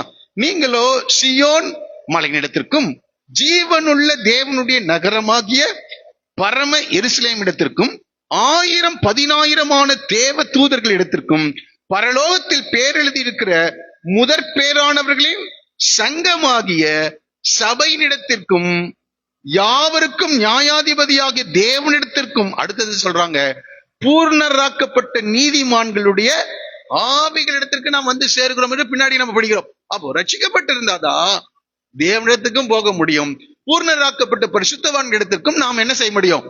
போய் சேர முடியும். ரொம்ப மிக அற்புதமான காரியம். ஆகவே ரட்சிப்பு முக்கியங்க. இந்த வாழ்க்கை, இந்த சத்தியத்தை நீங்கள் விசுவாசித்து இந்த ஆண்டவர் சொன்ன எல்லா கட்டளைகளின்படி நடந்தால் மாத்திரமே தேவனிடத்திற்கும் போக முடியும், பூர்ணராக்கப்பட்ட பரிசுத்தவான்களிடத்திற்கும் நாம் நம்முடைய ஜனத்தாரோடு கூட சேர்க்கப்பட முடியும். அதனால்தான் இதை புசிக்கும் நாளிலே சாகவே சாவாயின்னு சொல்லிட்டார். நன்றாய் புரிந்து கொள். ஆகவே எதெல்லாம் ஆண்டவருடைய வார்த்தை விளக்கப்பட்டிருக்கிறதோ அதெல்லாம் நாம விலகி இருக்கணும். அந்த வார்த்தைகளுக்கு நாம் கீழ்ப்படியவில்லை என்றால் நிச்சயமாக இரண்டாம் மரணமாகிய அக்கினியும் கந்தம் எரிகிற கடலிலே நாம் என்ன செய்வோம்? பங்கடைவோம். இது ஒரு மிக முக்கியமான சத்தியம். நான் நினைக்கிறேன், நான் வேற மதங்களை குறித்து கொஞ்சம் படித்திருக்கேன், பைபிள் ஸ்கூல்ல படிக்கும் போது படித்திருக்கேன். ஆனால் இவ்வளவு தெளிவாக மரணத்தை குறித்து, எதிர்கால வாழ்க்கை குறித்து வேறு எந்த மதத்திலும் என்ன செய்யல, மார்க்கத்திலும் சொல்லப்படவில்லை. வேதம் மாத்திரமே மிக தெளிவான சத்தியங்களை நமக்கு போதிக்கின்றதாக இருக்கிறது. சரி, இருக்கட்டும். இயேசு கிறிஸ்துவை ஏற்றுக்கொண்டு அவருடைய வார்த்தையின்படி நடந்தால் தேவனிடத்திற்கும் பூர்ணராக்கப்பட்ட பரிசுத்தமான இடத்துக்கும் நான் எடுத்துக் கொள்ளப்படுவோம். அப்படி இல்லைன்னா எங்க போவோன்றத நான் சொல்றேன். லூக்கா சுவிசேஷம் 16வது அதிகாரம், லூக்கா 16 22 23 வசனங்கள். லூக்கா 16 22 23 எல்லாரும் சேர்ந்து வாசிக்கலாமா? அப்பதான் ரொம்ப இன்ட்ரெஸ்டா போகும். ரைட், எல்லாரும் சேர்ந்து வாசிப்போம். பின்பு அந்த தரித்திரன் மரித்து தேவ தூதர்களால் ஆபிரகாமுடைய மடியிலே கொண்டு போய் விட. அப்ப மரிக்கும் போது என்ன நடக்குதுங்க? கால் டாக்ஸியை கூப்பிட்டா கால் டாக்ஸி வந்து நம்ம போக வேண்டிய இடத்துக்கு கூட்டிட்டு போற மாதிரி மரண நேரத்துல யார் வர்றா? தேவ தூதர்கள் வருகிறார்கள். இங்கே நம்ம படிக்கிறோம். அந்த தரித்திரன், யார் அந்த தரித்திரன்? அவன் பேர் என்ன? லாசரு. மரித்த போது யார் வந்தாங்களாம்? தேவ தூதரால் ஆபிரகாமுடைய மடியிலே கொண்டு போய் விடப்படும். ஒரு அல்லையா சொல்லுவோமா? எவ்வளவு பேர் நம்பிக்கை இருக்குது? நம்ம மரிக்கும் போது கர்த்தர் தமது தூதர்களை என்ன செய்ய போறாரு? அனுப்பி நம்முடைய முற்பிதாக்கள் அண்டையிலே நம்மை சேர்க்க தம்முடைய தூதர்களை அனுப்புகிறார். சந்தோஷமா ஒரு அல்லையா சொல்லுவோமா? இன்னொரு அல்லையா சொல்லுங்க. இங்க பாருங்க, கொண்டு போய் விடப்பட்டான். ஆனால் ஐஸ்வர்யவானும் மரித்து 2 பேர் அடக்கம் பண்ணப்பட்டாங்க. ஆனால் அவன் என்ன, அவனை குறித்து சொல்ல, பாதாளத்திலே அவன் எங்க இருக்கிறாங்க? அவன் அங்கே தேற்றப்படுகிறான். இன்னொருவன் பாதாளத்திலே வேதனைப்படுகிற போது தன் கண்களை ஏறெடுத்து தூரத்திலே ஆபிரகாமையும் அவன் மடியிலே லாசருவையும் கண்டான். பாதாளத்திலிருந்து எங்க பாக்குறான்? தூரத்திலே பரலோகத்திலே பாக்குறான். அங்கே ஆபிரகாம் மடியில லாசரு. அங்கே ஒரு ஜனக்கூட்டம் இருக்குதா? ஆமா, லாசரு தன் ஜனத்தாரோட சேர்க்கப்படுகிறான். இங்கே இவன் பாதாளத்துல இருக்கிறான். இப்ப இவன் சொல்றான், சுவிசேஷம் சொல்றதுக்காக சொல்றான், ஆண்டவரே நான் இங்க வந்துட்டேன், என் சகோதரர்கள் 5 பேர் இருக்காங்க, அவர்களும் இங்கே வராதபடி இந்த லாசருவை போய் பிரசங்கம் பண்ண சொல்லுங்க அப்படின்னு என்ன செய்யறான். அப்போ ரட்சிக்கப்படா கட்டி எல்லாரும் எங்கதான் போவாங்க? இந்த ஐஸ்வர்யவான் இருக்கிற அந்த பாதாளத்துக்கு தான் போவாங்க. அங்கே ஒரு ஜனக்கூட்டம் சேர்ந்து கொண்டே இருக்கிறது. நான் நினைக்கிறேன் அங்கதான் ரொம்ப திரளான கூட்டம் இருக்கும்னு நினைக்கிறேன். ஆனா அங்க கூட்டம் போக கூடாது என்பதற்காக தான் பரலோக ராஜ்யத்தை தேவனிடத்திற்கு ஜனங்கள் வந்து சேரணும் தான் இயேசுவையே இந்த பூமிக்கு என்ன செய்தார்? பிதாவாகிய தேவன் அனுப்பினார். ஆனா இயேசுவை ஏற்றுக்கொள்ளாமல் தங்களுக்கு கொடுக்கப்பட்ட காலங்களிலே சமயங்களிலே கர்த்தரை தேடாமல், கர்த்தருடைய வார்த்தைக்கு செவி கொடுக்காமல், தேவனுடைய காரியங்களிலும் அதிக நாட்டம் இல்லாதவர்களாக பணத்தையும் பொருளையும் அந்தஸ்தையும் இன்னும் உலகத்தினுடைய காரியங்கள் மேலேயே நாட்டமுடையவர்களாய், அதெல்லாம் அனித்தியமானது. கொஞ்ச நாள் இருந்து அதெல்லாம் என்ன செய்ய போகுது? அழிய போகுது. நாம் எல்லாம் அதை எடுத்துக்கொண்டு போக முடியாத இவைகளின் மேல் நம் நாட்டமும் கருத்து முடியவர்களா இருப்போம் என்றால் ஒரு நாள் இவைகளை விட்டு நாம் கடந்து செல்லும் போது எங்க போவோம்? இந்த ஐஸ்வர்யவான் கிட்டதான் போவோம். ஏன்னா ஆண்டவரை என்ன செய்யல, நீங்க தேடல, ஆண்டோடைய வேதத்தை வாசிக்கல, ஆண்டோட தேடல, ஜெபிக்கல, கர்த்தருடைய காரியங்களை ஈடுபடவில்லை. ஏனோக்கு தேவனோடு கூட சஞ்சரித்தான், தேவன் அவனை என்ன செய்தார்? எடுத்துக்கொண்டார். அப்ப ஆண்டவர் பார்த்துட்டே இருக்கிறார் பரலோகத்துல இருந்து, யாரெல்லாம் என்னோடு சஞ்சரிக்கிறாங்க. அவருடைய இறுதி நேரம் வரும்போது யார அனுப்புறாரு? தூதர்களை அனுப்பி அவர் தம்முடைய ராஜ்யத்திலே அவர் சேர்த்துக் கொள்ளுகிறவராய். ஆகவே தயவு செய்து இந்த செய்தியை கேட்கிற ஒவ்வொருவரும் நன்றாய் புரிந்து கொள்ளும். இந்த வாழ்க்கை என்பது அனித்தியமானது, கொஞ்ச கால வாழ்க்கை, புகையை போன்ற ஒரு வாழ்க்கை. நீங்க சம்பாதிங்க, நல்ல பெரிய மனிதர்களாக மாறுங்கள், நான் இல்லை என்று வேண்டாம் என்று சொல்லவில்லை. ஆனால் நீங்கள் ஒன்றை அறிந்திருக்க வேண்டும், உங்க பாக்கெட்ல இருக்கிற, உங்க பேங்க்ல இருக்கிற, உங்க பீரோல இருக்கிற எல்லாவற்றையும் நீங்கள் விட்டு தான் நாம் இந்த உலக ஓட்டத்தை முடிக்க வேண்டும். ஆனா நித்திய ராஜ்யத்துக்கு போனோம்னா நாம் இந்த பூமியிலே தேவனோடு கூட சஞ்சரித்து கொண்டிருக்க வேண்டும். ஆகவே நாம எங்க போறோம்ன்றதை டிசைட் பண்ணணும். ஃபர்ஸ்ட் இங்க யாக்கோபு சொல்கிறார், நான் என் ஜனத்தாரோடு சேர்க்கப்படும். எவ்வளவு நம்பிக்கை இல்ல? ஒரு பயமும் இல்லை. யாருக்கு? யாக்கோபுக்கு. ஐயோ என்ன இருளா இருக்குது, நான் போறேன். அப்படியே கைகளை பிடித்து அழுத்திருக்கிறதெல்லாம் கேட்டிருக்காங்க, சொல்றது கேட்டிருக்கேன். டே யாரோ வர்றாங்க, கருப்பா வர்றாங்க, ஐயோ பயந்து அலறுகிறதெல்லாம் கேட்க மரண நேரத்துல. ஆனால் யாக்கோபு சொல்ற, நான் என் ஜனத்தாரோடு என்ன செய்ய போகிறேன்? சேர்க்கப்பட போகிறேன். எவ்வளவு நம்பிக்கையோடு இப்படி ஒரு ஊருக்கு போறப்போ சொல்லிட்டு போற மாதிரி என்ன செய்யறாரு? ரொம்ப அற்புதமா. இதை படிக்கும் போது படிக்க படிக்க எனக்கு ரொம்ப சந்தோஷமா இருந்தது. ஆண்டவருடைய ராஜ்யத்தை சேர்க்கிற ஒரு அற்புதமான ஒரு தருணம். நான் நினைக்கிறேன், நான் சேர்க்கப்பட போகிறேன்னு உடனே அவர் மறித்திருக்கிறாருங்க. எனக்கு அதை 2 நாள் கழிச்செல்லாம் இல்ல, அதை படிக்கலாமா, படிச்சிடலாமா? பின்னும் அவன் பாருங்க எப்படி இருக்கும் அந்த அந்த சீனை கொஞ்சம் கற்பனை பண்ணி பாருங்க. 12 பிள்ளைகளையும் என்ன செய்யறாரு? அழைத்திருக்கிறார். 12 பிள்ளைகளும் தன்னுடைய படுக்கையை சுற்றிலும் நின்று கொண்டு இருக்கிறார்கள். நான் நினைக்கிறேன் அவருடைய மனைவிகள், பிள்ளைகள், பேர பிள்ளைகள், அந்த அந்த யாக்கோபுடைய மிக முக்கியமான நபர்கள் கூட அந்த இடத்துல என்ன செஞ்சிருக்கலாம்? எல்லாரும் பார்த்து கொண்டு இருக்க அந்த 12 பிள்ளைகளுக்கு எதிர்காலத்தில் நடக்க போகிற, கடைசி நாட்கள் நடக்க போகின்ற சம்பவங்களை எல்லாம் சொல்லிவிட்டு அவர் சொல்றாரு, பின்னும் அவன் அவர்களை நோக்கி, நான் என் ஜனத்தாரோட சேர்க்கப்பட போகிறேன். 33வது வசனம். யாக்கோபு தன் குமாரருக்கு கட்டளையிட்டு முடித்த பின்பு அவன் கால்களை கட்டிலின் மேல் மடக்கி கொண்டு ஜீவித்து போய், அப்படின்னா ஜீவன் போயிடுச்சான். தன் ஜனத்தார், ஜீவன் என்ன செய்து வெளியே, சரீரத்தை விட்டு வெளியே போகிறது. ஜீவித்து போய் தன் ஜனத்தாரோட 2 முறை அந்த வார்த்தை தன் ஜனத்தாரோட சேர்த்த. அவருடைய முற்பிதாவாகிய ஆபிரகாம் கிட்ட, ஈசாக்கு கிட்ட, அதுக்கு முன்பதாக ஓடின ஏனோக்கு, நோவா போன்ற பரிசுத்தவான்களிடத்திற்கு அவன் என்ன செய்கிறான்? சேர்க்கப்பட போகிறான். இது ரொம்ப அற்புதமான. அப்போ முதலாவதாக மரணம் என்றால் என்ன? இந்த ஜீவன் எப்படிப்பட்டது என்றால் இது தற்காலிகமானது. இந்த மரணத்தின் மூலமாக நித்தியமான ஒரு இடத்திற்கு நாம் கடந்து செல்ல வேண்டும். அது 2 இடங்க. ஒன்று தேவனிடத்திற்கும் பூர்ணராக்கப்பட்ட பரிசுத்தவான்களிடத்திற்கும், இன்னொன்று ஐஸ்வர்யவான் போன பாதாளம், நியாய தீர்ப்புக்கு என்று வைக்கப்பட்ட இடம். பாதாளம் என்பது என்னதான்? நியாய தீர்ப்புக்கு என்று வைக்கப்பட்ட இடம். அந்த நியாய தீர்ப்பை நினைச்சு அவன் அழுதுட்டு இருக்கிறான். அங்கேயே ஏறக்குரிய நரகத்திற்கு ஒப்பான ஒரு வேதனையை அவன் அனுபவித்துக் கொண்டிருக்கிறான். இன்னும் 2ஆம் மரணமாகிய அக்கினியும் கந்தமும் எரிகிற கடலுக்கு அவன் தள்ளப்படவில்லை. ஆனாலும் அதனுடைய ருசியை என்ன சொல்றான்? அந்த இடத்துக்கு போவதற்கு முன்பதாகவே இருக்கிற இடத்துல அவன் சொல்றான், உன்னுடைய அந்த லாசருவை ஒரு ஒரு கப்பு தண்ணி கேட்கல, ஒரு விரல்ல என்ன செய்யறான்? ஒரு சொட்டு தண்ணியை கேட்கிறான். கொஞ்சம் யோசிச்சு பாருங்க. மரணம் ரொம்ப கொடுமையானது. நியாய தீர்ப்புக்கு பிறகு அக்கினியும் கந்தகமும் எரிக்கிற கடல், அது இதை விட பயங்கரமா இருக்க மாட்டேங்குது. அங்கே அவர்கள் புழு சாவாமலும் அக்கினி அவியாமலும் இருக்கிற இடத்திற்கு அவர்கள் பங்கடைவார்கள் என்று சொல்லப்பட்டு. அதனால இன்றைக்கு ஒரு அற்புதமான காரியம். இன்றைக்கே இயேசுவை ஏற்றுக்கொள்ளுங்க. இந்த வசனத்தின்படி வாழ உங்களை அர்ப்பணிங்கள். ஆதியாகமம் 5ஆம் அதிகாரத்தை மறந்துடாதீங்க. ஆதாம் தவறு செய்ததினாலே அவருடைய சந்ததி முழுவதும் மரித்தான் என்று சொல்லப்பட்டது. அதனால்தான் இயேசு சொல்றார், என்னை விசுவாசிக்கிறவன் மரித்தாலும் பிழைப்பான் என்று சொல்கிறார். என்னை விசுவாசிக்கிறவன் மரித்தான். சிலர் மறியாமலும் அவர்கள் இருப்பார்கள் என்று சொல்லப்பட்டிருக்கு அங்க யோவான் 14. ஆகவே நம்ம இதை புரிந்து கொள்ள வேண்டும். சரி, இரண்டாவதாக இந்த வேத பகுதியை வாசிக்கும் போது இந்த மரிப்பதற்கு முன்பதாகவே இந்த யாக்கோபு தன்னுடைய அடக்கத்தை குறித்து பேசுகிறார். அந்த வசனத்தை நீங்க படிச்சு பாருங்க. அவன் சொல்லுகிறான், நான் என் ஜனத்தாரோட சேர்க்கப்பட போகிறேன். 29. ஏத்தியனான எப்ரோனின் நிலத்தில் உள்ள குகையிலே என்னை என் பிதாக்கள் அண்டையில் என்ன செய்யுங்க?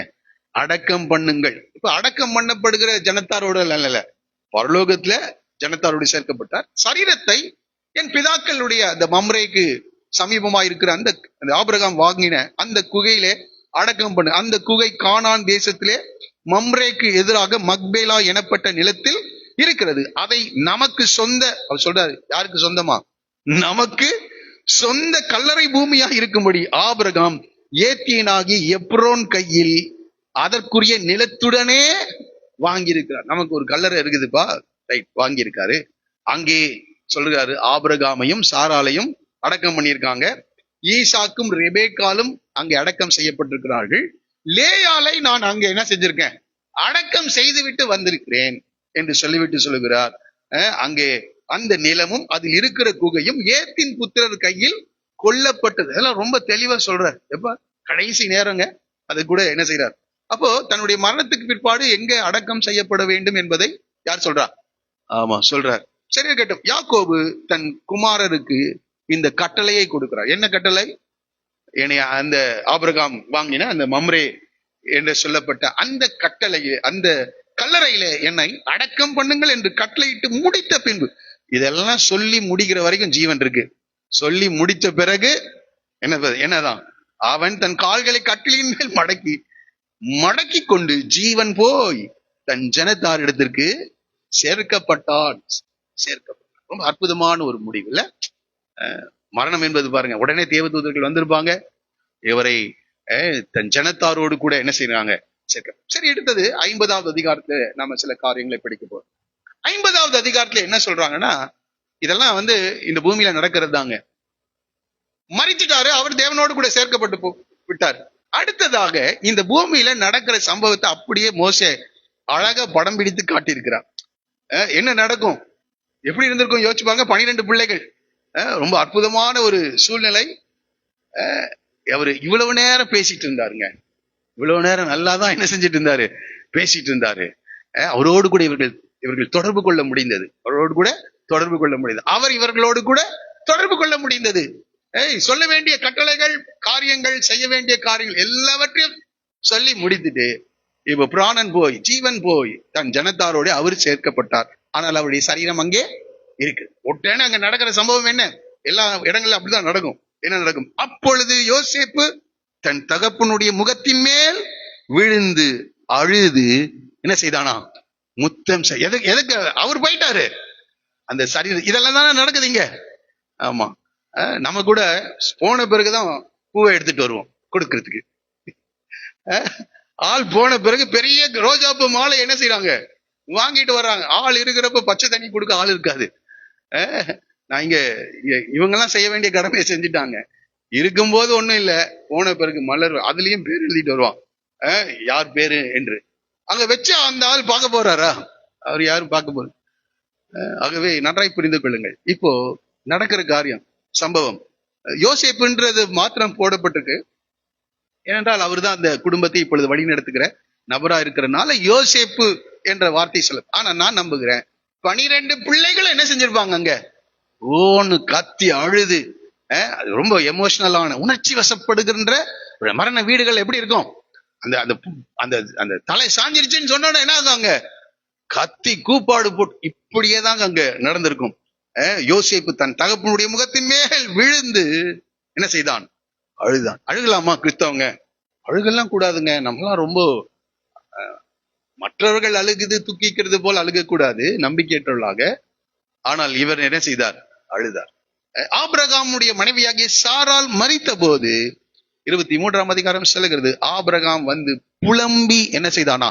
அழுதான். புலம்பி அழுதான். அப்போ எல்லாரும் மனுஷங்க தான். எல்லாருடைய இருதயமும் சதையினால் தான் இருக்குது. அந்த மரண வீட்டுல எவ்வளவு ஏற்பட்ட ஆளா இருந்தாலும் என்ன செஞ்சான்? அங்கே கலங்கி விடுகிறான். அந்த பிரிவு, ஒவ்வொரு மரணத்தை பார்க்கும் போதும் ஆதாம் செய்த தவறினால் இந்த மரணம் என்ன செய்கிறது? ஏற்படுகிறது. ஆனால் இயேசு கிறிஸ்துவின் ரத்தம் சகல பாவங்களையும் நீக்கி நம்மை சுத்திகரிக்கிறது. இந்த சுத்திகரிக்கப்பட்டவர்களை அந்த மரண நேரத்தை தேவன் தமது தூதர்களை அனுப்பி தம்முடைய ராஜ்யத்திலே பூர்ணராக்கப்பட்ட பரிசுத்தவான் இடத்திலே சேர்த்துக் கொள்கிறார் என்ற சத்தியத்தை நாம் புரிந்து கொண்டா அங்க ஒரு மகிழ்ச்சி உண்டாகிறது. பிரைஸ் எல்லாம். ஆகவே இங்கே அவன் எல்லாரும் என்ன செய்தாங்க? புலம்பி அழுகிறார். முகத்தின் மேல் விழுந்து அழுது அவனை முத்தம் செய்தான். இப்போ இங்க அடுத்தது இங்க படிக்கிறோம். சரி, அழுதுட்டே இருக்கலாமா? அவர் செத்துட்டாருங்க அப்படின்னு சொல்லி கொஞ்ச நேரம் என்ன செய்வாங்க? அழுவாங்க. அதுக்கப்புறம் இந்த சமுதாயத்தை சிலதெல்லாம் இருக்கு, இந்த இஸ்ரேல் ஜனங்கள் கூட புலம்பற்காரிகளை எல்லாம் என்ன செய்வாங்களாம்? வரவழைப்பார்கள். ஏன்னா இவங்கனால ரொம்ப நேரம் என்ன செய்ய முடியாது, அங்க அழ முடியாது. ஆகவே காசு கொடுத்து சில ஆட்களை எல்லாம் கூட்டிட்டு வந்து வச்சு, நம்ம ஊர் பழக்கத்துலயும் அப்படி இருக்குல்ல.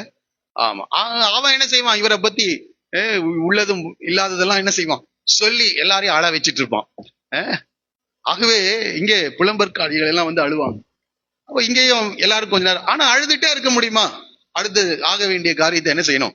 பார்க்கணும். பின்பு பாருங்க, தன் தகப்பனுக்கு சுகந்த வர்க்கமிடும்படி யோசேப்பு தன் ஊழியக்காரராகிய வைத்தியருக்கு கட்டளையிட்டான். அப்படியே வைத்தியர் இஸ்ரவேலுக்கு சுகந்த வர்க்கம் இட்டார்கள். எத்தனை நாளுங்க? 3வது வசனம் பாருங்க. சுகந்த வர்க்கமிட 40 நாள் செல்லும். ஏன்னா இந்த இந்த சரீரத்தை இப்பெல்லாம் இந்த ஃப்ரீசர் பாக்ஸ் எல்லாம் வைக்கிறாங்க, கொஞ்ச நேரம் அப்படியே தாங்கும். ஆனா அந்த சரீரம் அழுக ஆரம்பிக்கும். ஆகவே இந்த சரீரத்தை பாதுகாக்க வேண்டும். ஏனென்றால் கானான் தேசத்திலே கொண்டு போய் இந்த சரீரத்தை என்ன செய்யணும்? அடக்கம் செய்யணும்.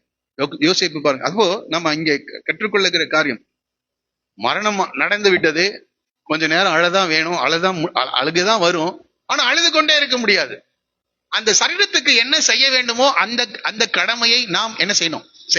சரி, சுகந்த வர்க்கமிட 40 நாள் செல்லும். அப்படியே அந்த நாட்கள் நிறைவேறின. இப்ப அடுத்தது பாருங்க, எகிப்தியர் அவனுக்காக 70 நாள். எகிப்திய துக்கம். நான் இதை படிச்ச போது என்னத்துக்குங்க, இந்த பிள்ளைகள் துக்கம் கொண்டாடினாங்க, எகிப்தியர்கள் துக்கம் கொண்டாடினார்கள். நான் அதை இப்படி புரிந்து கொள்ளுகிறேன். எப்படி என்றால், இந்த எகிப்து இன்றைக்கு உயிரோடு கூட இருக்கிறது என்றால், எகிப்தில் இருக்கிற ஒவ்வொரு குடிமகனும் உயிரோடு கூட இருக்கிறான் என்றால் அது யோசேப்பினாலதான். இல்லைன்னா அந்த பஞ்சத்துல என்ன செஞ்சிருப்பாங்க? எல்லாரும் அழிந்து போயிருப்பார்கள். ஆனால் அந்த பஞ்சத்திலே அழியாமல் பாதுகாத்த இந்த யோசேப்பை பெற்றெடுத்த இந்த இஸ்ரவேலை, யாக்கோபை அவர் ரொம்ப மதிக்கிறாங்க. ஆகவே அவனுக்காக தேசம் முழுவதும் 70 நாட்கள் என்ன செய்தாங்க? எவ்வளவு பெரிய காரியத்தை செஞ்சிருக்கிறார். சாதாரணமாக கோலும் கையுமாக அந்த லாபான் வீட்டுக்கு கடந்து சென்றவன், அது எத்தனை வயசுல? 70 வயதுல. கொஞ்சம் கற்பனை பண்ணி பார்க்க முடியுதா? 70 வயசுல நம்மளா இருந்தா மறிக்கிறதுக்கு ரெடியா இருப்போம். ஆனா அவரு 70 வயசுல தான் வாழ்க்கையை என்ன செய்கிறாரு? ஆரம்பிக்கிறாரு. கோலும் கையுமாக கடந்து சென்றார், ஆடுகளை மேய்த்துக் கொண்டிருந்தார். ஆனால் மறிக்கும் போது முழு எகிப்தே துக்கம் கொண்டாடிச்சான். அப்படின்னா பாத்துக்கங்களேன், இன்றைக்கு ஏதோ பெரிய தலைவர்கள் மறித்தாதான் 7 நாட்கள் துக்கம் அனுசரிக்காங்க. 7 நாட்கள். ஆனால் இவருக்கு எவ்வளவு நாளாம்? 70 நாள். 70 பேரோட எகிப்துக்கு போனாரு. மறிக்கும் போது 70 நாட்கள் தேசம் முழுவதும். நம்ம ஊர்ல என்ன சொல்லுவாங்க? அந்த கொடி கம்பத்துல, தேசிய கொடிகள் அரை கம்பத்துல பறக்க விடப்படும். எல்லா அரசாங்க நிகழ்ச்சிகளும் ரத்து செய்யப்படுகிறது. 70 நாள் அவருக்கு துக்கம் கொண்டாடுகிறாராம். எவ்வளவு பெரிய மனுஷன் உயிரோடு வாழ்ந்திருக்கிறார் பாருங்க. சரி, இருக்கட்டும். இப்படி நம்ம படிக்கும் போது அடுத்ததாக துக்கம் கொண்டாடும் நாட்கள். அப்ப பாருங்க, அழுகுறாங்க, அழுது முடியுது. அடுத்தது அந்த சரீரத்தை பாதுகாக்கணும். ஏன்னா கானான் தேசம், அதுக்கு செய்ய வேண்டிய கடமை. இப்போ 70 நாட்கள் முடியுது. அப்படியே 365 நாள் வச்சுக்கிறது இல்ல. துக்கம் கொண்டாடும் நாட்கள் முடிந்த பின்பு யோசேப்பு பார்வோனின் குடும்பத்தாரை நோக்கி சொல்லுகிறாரு. எங்க அப்பா என்கிட்ட இதை கேட்டு கொண்டார். அதை சொல்லுகிறார் பாருங்க. எனக்கு தயவு கிடைத்ததனால் நீங்கள் பார்வோனுடைய காது கேட்க அவருக்கு அறிவிக்க வேண்டியது என்னவென்றால், என் தகப்பனார் என்னை நோக்கி, இதோ நான் மரணம் அடைய போகிறேன். கானான் தேசத்திலே நான் எனக்காக வெட்டி வைத்திருக்கிற கல்லறையில. அப்ப பாருங்க, இவரு ஆபிரகாம் கல்லறைக்கு பக்கத்துல, ஈசாக்கு கல்லறைக்கு பக்கத்துல இவரு தனக்காக கல்லறையை என்ன செஞ்சிருக்கிறாரு? வெட்டி வைத்து. அப்போ யாக்கோபுக்கு அதெல்லாம் தெரியுது. நாம ஒரு நாள் இந்த உலக ஓட்டத்தை முடிக்க போகிறோம். ஆகவே இங்கே நான் படுக்க வேண்டும், என்னுடைய சரீரம் அடக்கம் செய்யப்பட வேண்டும். ஆகவே கல்லறையிலே என்னை அடக்கம், எனக்காக வெட்டி வைத்திருக்கிற கல்லறையிலே என்னை அடக்கம் பண்ணுவாயாக என்று என்னிடத்திலே சொல்லி ஆணையிடுவித்துக் கொண்டார். எங்க அது படிக்கிறோம்? 47வது அதிகாரத்திலயா, 47லயோ 48லயோ அதை நம்ம படிக்கிறோம். அங்கே ஆணையிடுவித்துக் கொண்டார். சரிங்களா? அந்த காரியத்தை இங்கே சொல்லுகிறார். ஆணையிடுவித்துக் கொண்டார். 47 சரி, ஓகே, தேங்க்யூ. ஆணையிடுவித்துக் கொண்டார். நான் அங்கே போய் என் தகப்பனை அடக்கம் பண்ணி வருவதற்கு உத்தரவு கொடுக்க வேண்டிக் கொள்கிறேன் என்று சொல்லுங்கள். ஏன்னா பர்மிஷன் வாங்கணும். குடும்பமா என்ன செய்யணும்? தேசத்தை விட்டு போக வேண்டும். ஆகவே இந்த பெர்மிஷனுக்காக பார்வோன் கிட்ட கேட்கிறார். பார்வோன் என்ன செய்யறார் பாருங்க. அதற்கு பார்வோன், உன் தகப்பன் உன்னிடத்தில் ஆணை இடுவித்தபடியே நீ போய் அவரை. அப்ப லீவு யாராவது கேட்டா என்ன செய்யணும்? இந்த காரியத்துக்கெல்லாம் உடனடியாக எல்லா வேலைகள் எல்லாம் விட்டுட்டு எதுக்கு முதல் முக்கியத்துவம் கொடுக்கணும்? இந்த அடக்கத்து காரியத்துக்கு முக்கியத்துவம். இதெல்லாம் நம்ம கற்றுக்கொள்ள வேண்டிய காரியம். அந்த நேரத்துல ஒரு பெரிய வேலை இருக்குன்னா, ஆமா, யோசேப்புக்கு எவ்வளவு பெரிய வேலைகள்லாம் இருந்திருக்கும். அந்த நாட்கள் முடிகிற வரைக்கும் அவன் வேலை செய்யவில்லை. அதுக்கப்புறம் அந்த சரீரத்தை நல்ல அடக்கம் செய்வதற்கு பெர்மிஷன் கேட்கிறான். பார்வோன்னு என்ன செய்கிறார்? அதுக்கு கொடுக்கிறார். ஆணையை வித்தபடியே நீ போய் அவரை அடக்கம் பண்ணி வா என்றான். Right, okay. அப்படியே யோசேப்பு தன் தகப்பனை அடக்கம் பண்ண போனான். பார்வோனுடைய அரண்மனையில் இருந்த. எனக்கு இதை படிக்கும்போது ரொம்ப ஆச்சரியம்.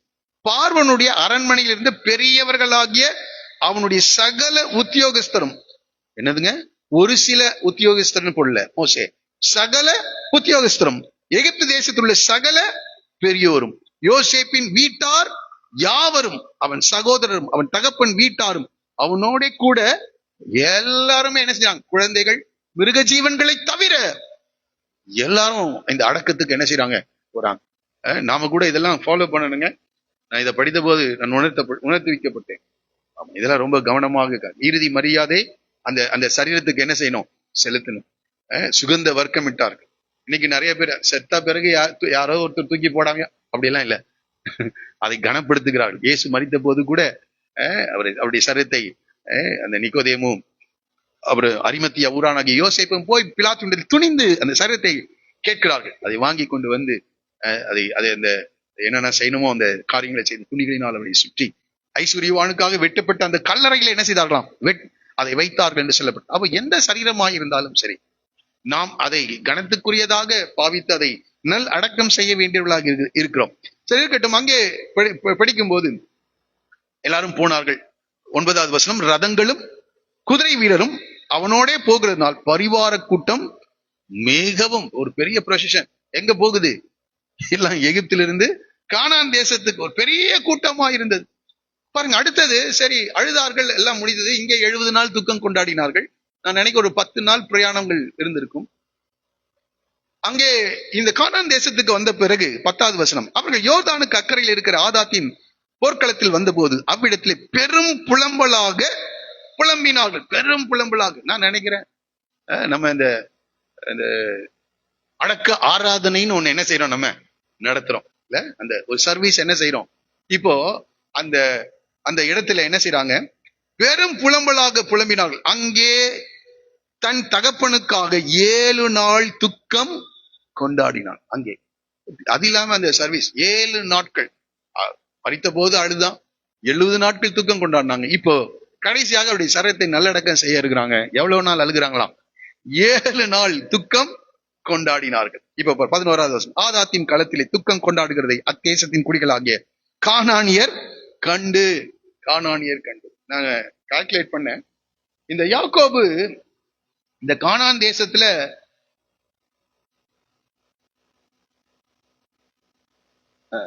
கானான் தேசத்துல மாத்திரம் 110 வருடம் என்ன செஞ்சிருக்காரு, வாழ்ந்திருக்காரு. எத்தனை வருஷம் வாழ்ந்திருக்காரு கானான் தேசத்துல? 110. லாபான் ஊராகிய ஆரான்ல 20 வருஷம், 20 வருஷம். எகிப்துல 17 வருஷம். ஆகவே இந்த சொந்த இடத்துக்கு அவர் என்ன செய்யறாங்க, கூட்டிட்டு வர்றாங்க. 110 வருஷம் வாழ்ந்த அந்த இடத்துல ஒரு பெரிய துக்கம் கொண்டாடுதல் அங்கே நடக்குது. அதனால் யோர்தானுக்கு அப்பால் இருக்கிற அந்த ஸ்தலத்திற்கு வாசிங்க, ஆபேல் மிஸ்ராயிம் என்று பேர் உண்டாயிற்று. அந்த இடத்துக்கே 7 நாள் அந்த இவ்வளவு கூட்டம் எகிப்தியர்கள் ஃபுல்லா வந்திருக்காங்க. பெரிய கூட்டம் அங்கே புலம்பி அழுகுகிறது. அங்கவே அந்த ஆபேல் மிஸ்ராயிம் என்ற அந்த இடத்துக்கு என்ன செஞ்சிட்டாங்களாம், பேர் வைத்து விட்டார்கள் என்ற அளவுக்கு நாம் அங்கே படிக்கிறோம். அடுத்ததாக 12வது வசனத்துல, யாக்கோபின் குமாரர் தங்களுக்கு கட்டளையிட்டு இருந்தபடியே. அப்போ யாக்கோபு கட்டளையிட்டு இருக்கிறாரு, அவருடைய இறுதி விருப்பத்தை அவர்கள் என்ன செய்யறாங்க, நிறைவேற்றுகிறார். கட்டளையிட்டு அவனை கானான் தேசத்துக்கு கொண்டு போய் ஆபிரகாம் மம்ரேக்கு எதிரே இருக்கிற மக்பேலா என்னும் நிலத்திலே தனக்கு சொந்த கல்லறை பூமியாகிய ஏத்தினாகிய எப்ரோன் இடத்தில் வாங்கின நிலத்திலுள்ள குகையிலே அவனை என்ன செய்தார்கள், அடக்கம் செய்தார், அடக்கம் பண்ணினார்கள். இப்ப பாருங்க, அவர் மரித்ததற்கும் இங்கே அடக்கம் பண்ணப்பட்டதற்கும் இடையே ஏறக்குரிய 100 நாட்கள் என்ன செய்தாங்க நடக்குது. 70 நாட்களே துக்கம் கொண்டாடிட்டாங்க. அதுக்கப்புறம் பிரயாணம் 10 நாள், அதுக்கப்புறம் இன்னொரு 7 நாள், இப்படி எல்லாம் கணக்கு போட்டா ஏறக்குறைய ஒரு 100 நாட்கள் என்ன நடக்குது அங்க, இந்த துக்கம் கொண்டாடுதல் துக்கத்தினுடைய நாட்களாக காணப்படுகிறது. 14வது வசனத்தை நாம் படிக்கிறோம். யோசேப்பு தன் தகப்பனை அடக்கம் பண்ணின பின்பு அவனும் அவன் சகோதரரும் அவனுடைய தகப்பனை அடக்கம் பண்ணுவதற்கு அவனோட கூட போனார்கள். யாவரும் எகிப்திற்கு திரும்பினார். அப்ப பாருங்க, ஃபர்ஸ்ட் குறிப்பு சொன்ன, அந்த ஜீவித்து போய் தன் ஜனத்தாரிடத்திற்கு அவர் என்ன செய்யறாரு, சேர்க்கப்படுகிறார். 2வது குறிப்பு, அந்த சரீரத்தை அவர்கள் எல்லா மதிப்போடும் மரியாதையோடும் நல் அடக்கம் செய்யறாங்க. இந்த பூமியில நடக்கிற காரியம், அதற்கான இறுதி சடங்குகளை எல்லாம் செய்து அதை என்ன செய்யறாங்க, நல் அடக்கம் செய்கிறார். இப்போ நாம இதுல இருந்து இந்த இரண்டாவது பகுதியிலிருந்து நம்ம கற்றுக்கொள்கிற காரியம், அவ யாக்கோபு தன் உயிரோடு இருக்கும் போதே தன்னுடைய சரீரம் எப்படி அடக்கம் செய்யப்பட வேண்டும் என்பதை தன்னுடைய பிள்ளைகளுக்கு கட்டளையிட்டான்.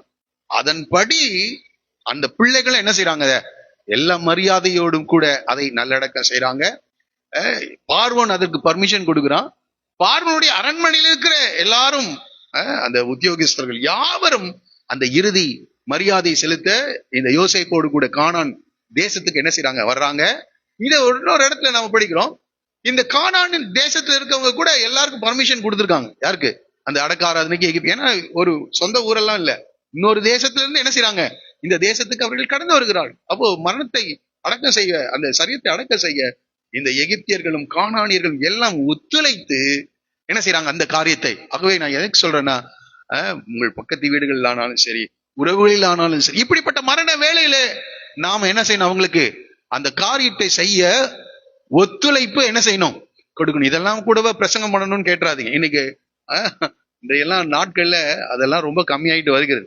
ஒரு காலத்துல ஒரு வீட்டுல மரணம் ஏற்பட்டிருந்தா பக்கத்து வீடுக்காரங்க தான் என்ன செய்வாங்க, அந்த முழு காரியத்தை ஏற்றுக்கொண்டு அங்கே டீ கொடுக்கறது, மற்ற காரியங்களை கவனிக்கிறது, எல்லா காரியங்களும் செய்வாங்க. இன்றைக்கு அதெல்லாம் என்ன செஞ்சிட்டு இருக்குது, குறைந்து போய் கொண்டிருக்கிறது. சொந்த பந்தங்கள் கூட உடனே என்ன செய்யறாங்க, வெளியவே நின்றுட்டு அப்படியே என்ன செய்யறாங்க, போயிடறாங்க. ஆனா இதெல்லாம் நம்ம கவனிக்க வேண்டிய காரியங்களாக இருக்குது. ஆகவே அதற்கு கொடுக்க வேண்டிய மரியாதை கனத்தை கொடுத்து அதை நல் அடக்கம் செய்ய வேண்டியவர்களாக நாம் காணப்படுகிறோம். சரி, இருக்கட்டும். மூன்றாவது குறிப்புக்கு நேராக நாம வரப்போகிறோம். மூன்றாவது குறிப்பு, இந்த யாக்கோபு தான் மரணம் அடைவதற்கு முன்பதாகவே ஒரு காரியத்தை சொல்றாரு. வாசிக்கலாம். 48:21.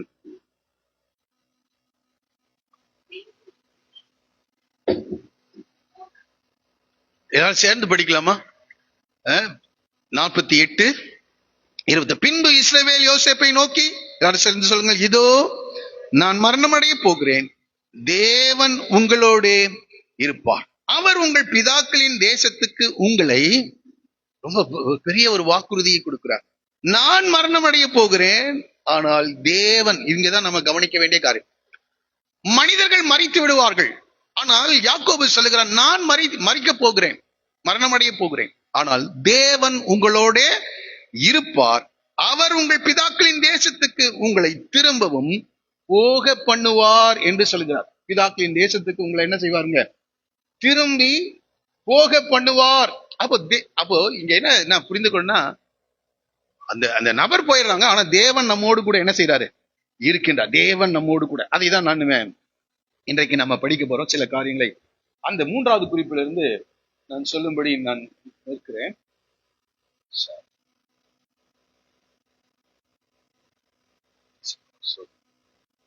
தேவன் நம்மோடு கூட இருக்கிறவராய். அதனாலதான் மோசே 90ஆம் சங்கீதத்தை எழுதும் போது சொல்லுகிறார்.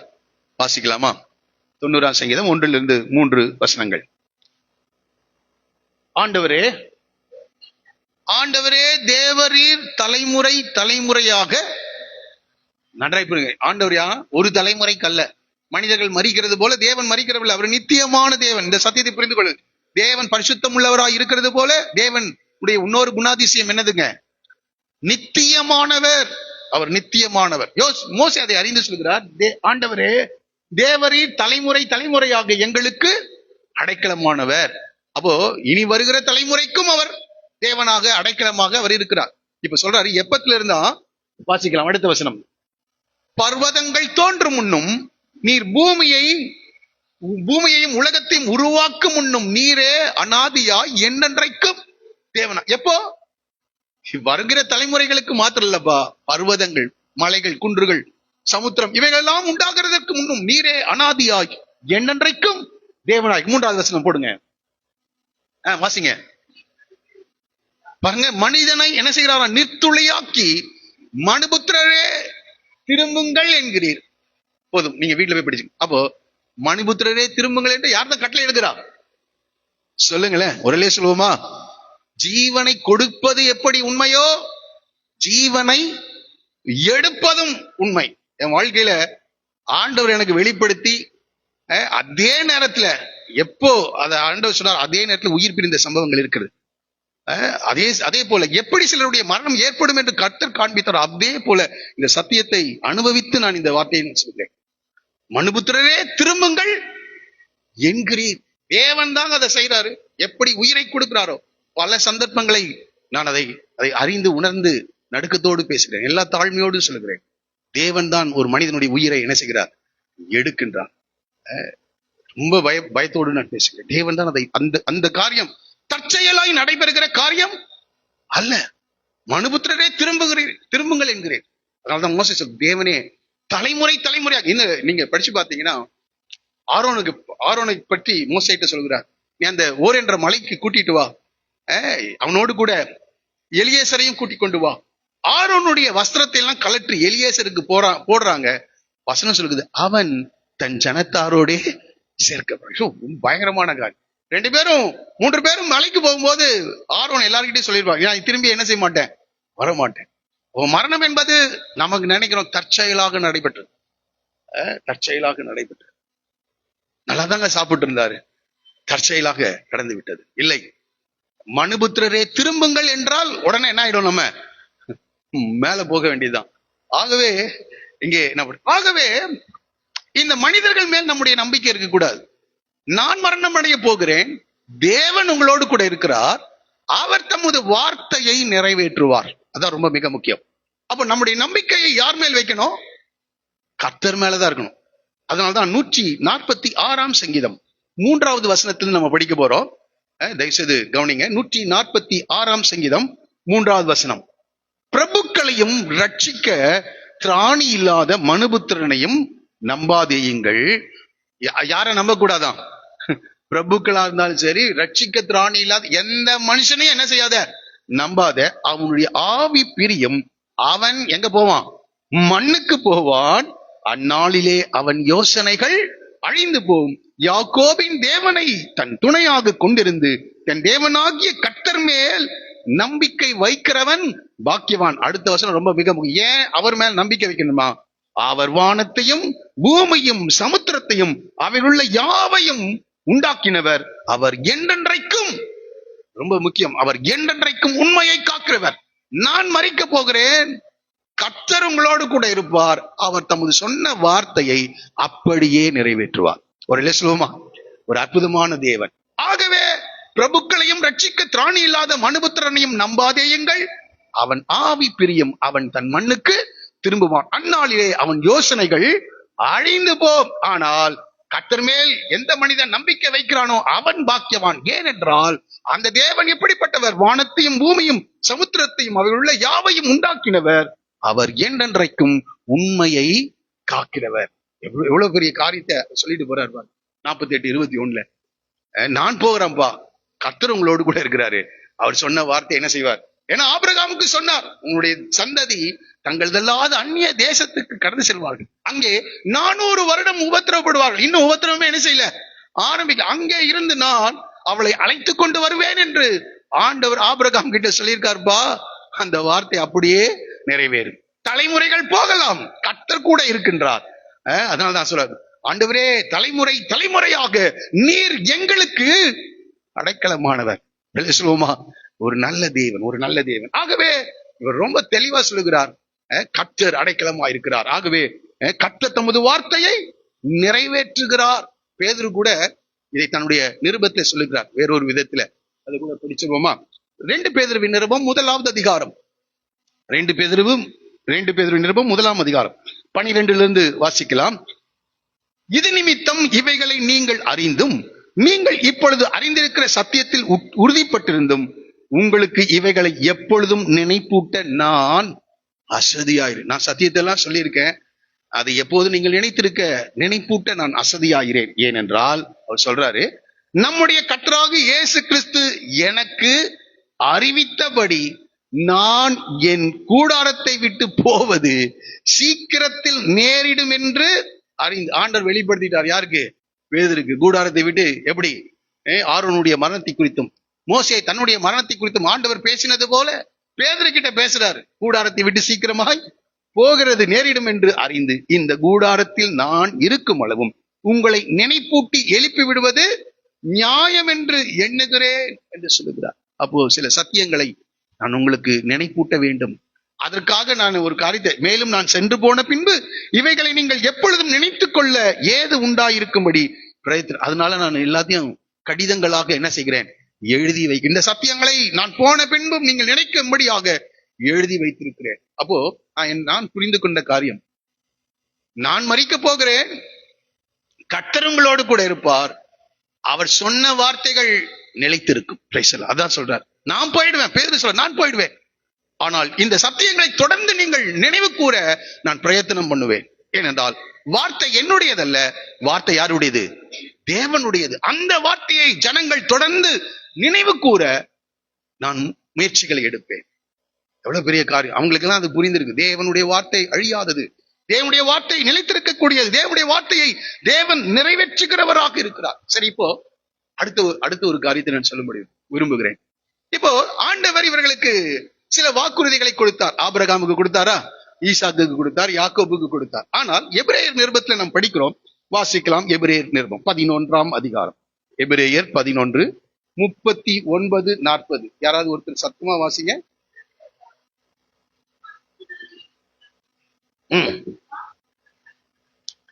வாக்குத்தத்தம் பண்ணப்பட்டதை அடையாமல் போனார்கள். வாக்குத்தத்தம் பண்ணாரா? பெரிய வாக்குத்தத்தம் பண்ணியிருக்கார். என்ன வாக்குத்தத்தம்? யாக்கோபுக்கு சொல்றார், சமாதான கர்த்தர் வரும் அளவும் செங்கோல் யூதாவை விட்டு நீங்குவதில்லை. எவ்வளவு பெரிய வாக்குத்தத்தம்! சமாதான கர்த்தர் யாக்கோபின் சந்ததியில என்ன செய்வார்? வருவார். யாருக்கு சொல்றாரு? யூதாவுக்கு சொல்லுகிறார். யாக்கோபு சொல்லுகிறார், சமாதான கர்த்தர் வருவார்ப்பா உன் சந்ததியில, அவர் வருமளவும் செங்கோல் யூதாவை விட்டு நீங்க. ஆனா இவங்க இன்னும் பெரிய ராஜ்யத்தை உடையவர்களா மாறல. சின்ன ஒரு சிறிய குடும்பத்தை தான் யூதா நடத்தி கொண்டிருக்கிறான். வாக்குத்தத்தம் இன்னும் என்ன செய்யல, நிறைவேறல. ஆபிரகாமுக்கு என்ன சொன்னாரு? இந்த சமாதான கர்த்தர் வருவார்ப்பா உங்க சந்ததியில, உனக்குள் சகல ஜனங்களும் ஆசீர்வதிக்கப்படுவார்கள். யாருக்கு சொல்றாரு? அது 12:3. உனக்குள் சகல ஜனங்களும் ஆசீர்வதிக்கப்படுவார்கள். வாக்குத்தத்தம் இருக்குது, ஆனா என்ன செய்யல, நிறைவேறல. அது 3:15 அவர் வருவார், அவர் ஸ்திரீயின் வித்தாக தோன்றுவார், உனக்கும் ஸ்திரீக்கும் உன் வித்துக்கும் அவள் வித்துக்கும் பகை உண்டாக்குவேன், அவர் உன் தலையை நசுக்குவார். பெரிய வாக்குத்தத்தம். பிசாசின் தலையை சிலுவையிலே நசுக்குவார். அந்த நசுக்குகின்ற அந்த மேசியா யூதாவின் கோத்திரத்திலிருந்து வருவார். அவர் அந்த பிசாசின் தலையை நசுக்குகிறதினாலே, மரணத்தையும் பாதாளத்தையும் பிசாசையும் அவர் ஜெயித்ததினாலே உனக்குள் சகல ஜனங்களும் ஆசீர்வதிக்கப்படும். சொல்லுவோமா? பெரிய வாக்குத்தத்தம். பூமிக்குரிய அநேக வாக்குத்தத்தங்கள் இருக்குது, அதை விட்டுருங்க, அதுவும் இருக்குது. ஆனால் இருக்கிற எல்லா வாக்குத்தத்தத்திலும் பெரிய வாக்குத்தத்தம் என்னது? இந்த ஆபிரகாமுடைய சந்ததிக்கு, அவருடைய சந்ததியிலே தேவகுமாரனாகி கிறிஸ்து வெளிப்படுவார் என்ற வாக்குத்தத்தத்தை ஆண்டவர் கொடுத்தார். இப்போ எபிரேயர் நிருபத்துல எழுதினவர் சொல்றாரு, இவர்கள் எல்லாரும் விசுவாசத்தினாலே நற்சாட்சி பெற்றார்கள், வாக்குத்தத்தம் பண்ணப்பட்டதை என்ன செய்யலையா, அடையாமல் போனார்கள். எனக்கு இதை படிச்சோன்னா ரொம்ப ஆச்சரியம். அவங்களுக்கு எல்லாம் இந்த வாக்குத்தத்தம் அடையல, ஆனா விசுவாசத்தோட என்ன செய்தார்கள்? மரித்தார்கள். அவர்கள் நம்ம இல்லாமல், இங்கதான் சொல்றாரு, எப்பா அவங்களுக்கு வாக்குத்தத்தம் கிடைச்சிச்சு, ஆனா அடையல. ஆனால் இங்க சொல்லுகிறார், அவர்கள் நம்ம இல்லாமல் பூர்ணராகாதபடிக்கு விசேஷித்த நன்மையானதொன்றை தேவன் நமக்கென்று முன்னதாக நியமித்தார். நமக்கென்று அவங்களுக்கு எல்லாம் வாக்குத்தத்தங்கள் இருந்தது. இப்பொழுது வாக்குத்தத்தத்தின் நிறைவேறுதலை நீங்களும் நான் என்ன செய்யறோம்? பார்த்து கொண்டிருக்கிறோம். அந்த கிறிஸ்து வெளிப்பட்டாருங்க. அவருக்குள் சகல ஜனங்களும் ஆசீர்வதிக்கப்படுவார்கள். அவர் யூதாவின் கோத்திரத்திலே சமாதான கர்த்தர் வெளிப்படுவார். இன்னும் ஏசியா நாட்கள்ல கூட அநேக தீர்க்க தரிசனங்கள் அவரை குறித்து சொல்லப்பட்டிருக்கிறது. 11:1 ஏசியா 11ஆம் அதிகாரம் 1வது வசனத்தை தயவு செய்து வாசிங்க. ஏசியா 11:1. ஈசா என்னும் அடிமரத்திலிருந்து ஒரு துளிர் தோன்றி, அவன் துளிர் தோன்றி அவன் வேர்களில் இருந்து ஒரு கிளை எழும்பி என்ன செய்யுமா? செழிக்கும். சரி, செழிக்கும் அவனுடைய வேர்களில் இருந்து. அந்த வசனம் திரும்பி போடுமா? முதல் வசனம். இந்த இயேசு எப்பொழுது வெளிப்படுவார் அதை சொல்றாரு, ஈசா என்னும் அடிமரத்திலிருந்து. அப்ப மரம் எல்லாம் என்ன செய்யும்? வெட்டப்படும். ஈசாயின் குடும்பத்துல அவர் பிறப்பாருங்க, யூதாவின் கோத்திரத்துல. ஆனா ஒரு நாள் அந்த மரம் ரொம்ப ஓங்கி வளர்ந்து செழித்திருந்தது. ஆனால் அந்த அடிமரம் என்ன செய்யும்? மட்டும் வெட்டப்படும். தாவீது நாட்களுக்கு பிற்பாடு அந்த மரம் என்ன செய்தது? வெட்டப்பட்டது. ஆனா அந்த அடிமரத்திலிருந்து ஒரு துளிர் தோன்றி அவன் வேர்களிலிருந்து ஒரு கிளை எழும்பி என்ன செய்யுமா? செழிக்கும். அதை அப்படியே ஏசாயா 9வது அதிகாரம் 6வது வசனத்திலிருந்து படிக்கலாம். ஏசாயா 9:6. நமக்கு ஒரு பாலகன் பிறந்தார், நமக்கு ஒரு குமாரன் கொடுக்கப்பட்டார், கர்த்தத்துவம் அவர் தோளின் மேல் இருக்கும், அவர் நாமம் அதிசயமானவர், ஆலோசனை கர்த்தர், வல்லமையுள்ள தேவன், நித்திய பிதா, சமாதான பிரபு. அப்ப நமக்கு ஒரு பாலகனான் எப்படி என்ன செய்வார்? அவர் பாலகனாக பிறப்பார். ஒரு துளிர் தோன்றி வேர்களிலிருந்து ஒரு கிளை எழும்பி செழிக்கும். அது ஒரு செடியோ ஒரு மரமோ அல்லப்பா. அவர் யாரா எப்படி பிறப்பாராம்? பாலகனாக. நமக்கு ஒரு பாலகன் பிறந்தார். இந்த வாக்குத்தத்தங்களை எல்லாம் அவர்கள் பெற்றுக் கொண்டிருந்தார்கள். ஆனால் தூரத்திலே அவைகளை கண்டு, அந்த இடத்தை படிக்க முடியுமா? எபிரேயர் நிருபத்துல அந்த இடத்தை சீக்கிரம் எடுத்து வாசிக்க கேட்கிறேன்.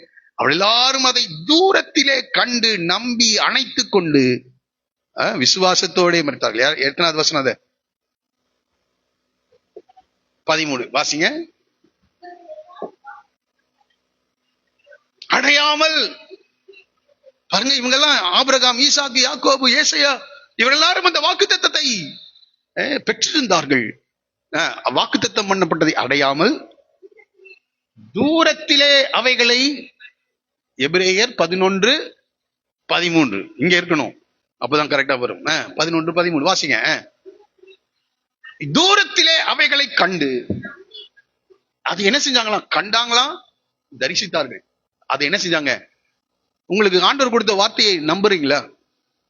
ஈசாயின் அடிமரமே வெட்டப்பட்டுருச்சுங்க, இனி எங்க பறக்க போறாரு?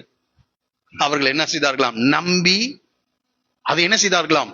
வாக்குத்தத்தங்களை அணைத்து கொண்டு பூமியின் மேல் தங்களை அந்நியரும் பரதேசிகளும் என்று அறிக்கையிட்டு விசுவாசத்தோட என்ன செய்தார்களாம்?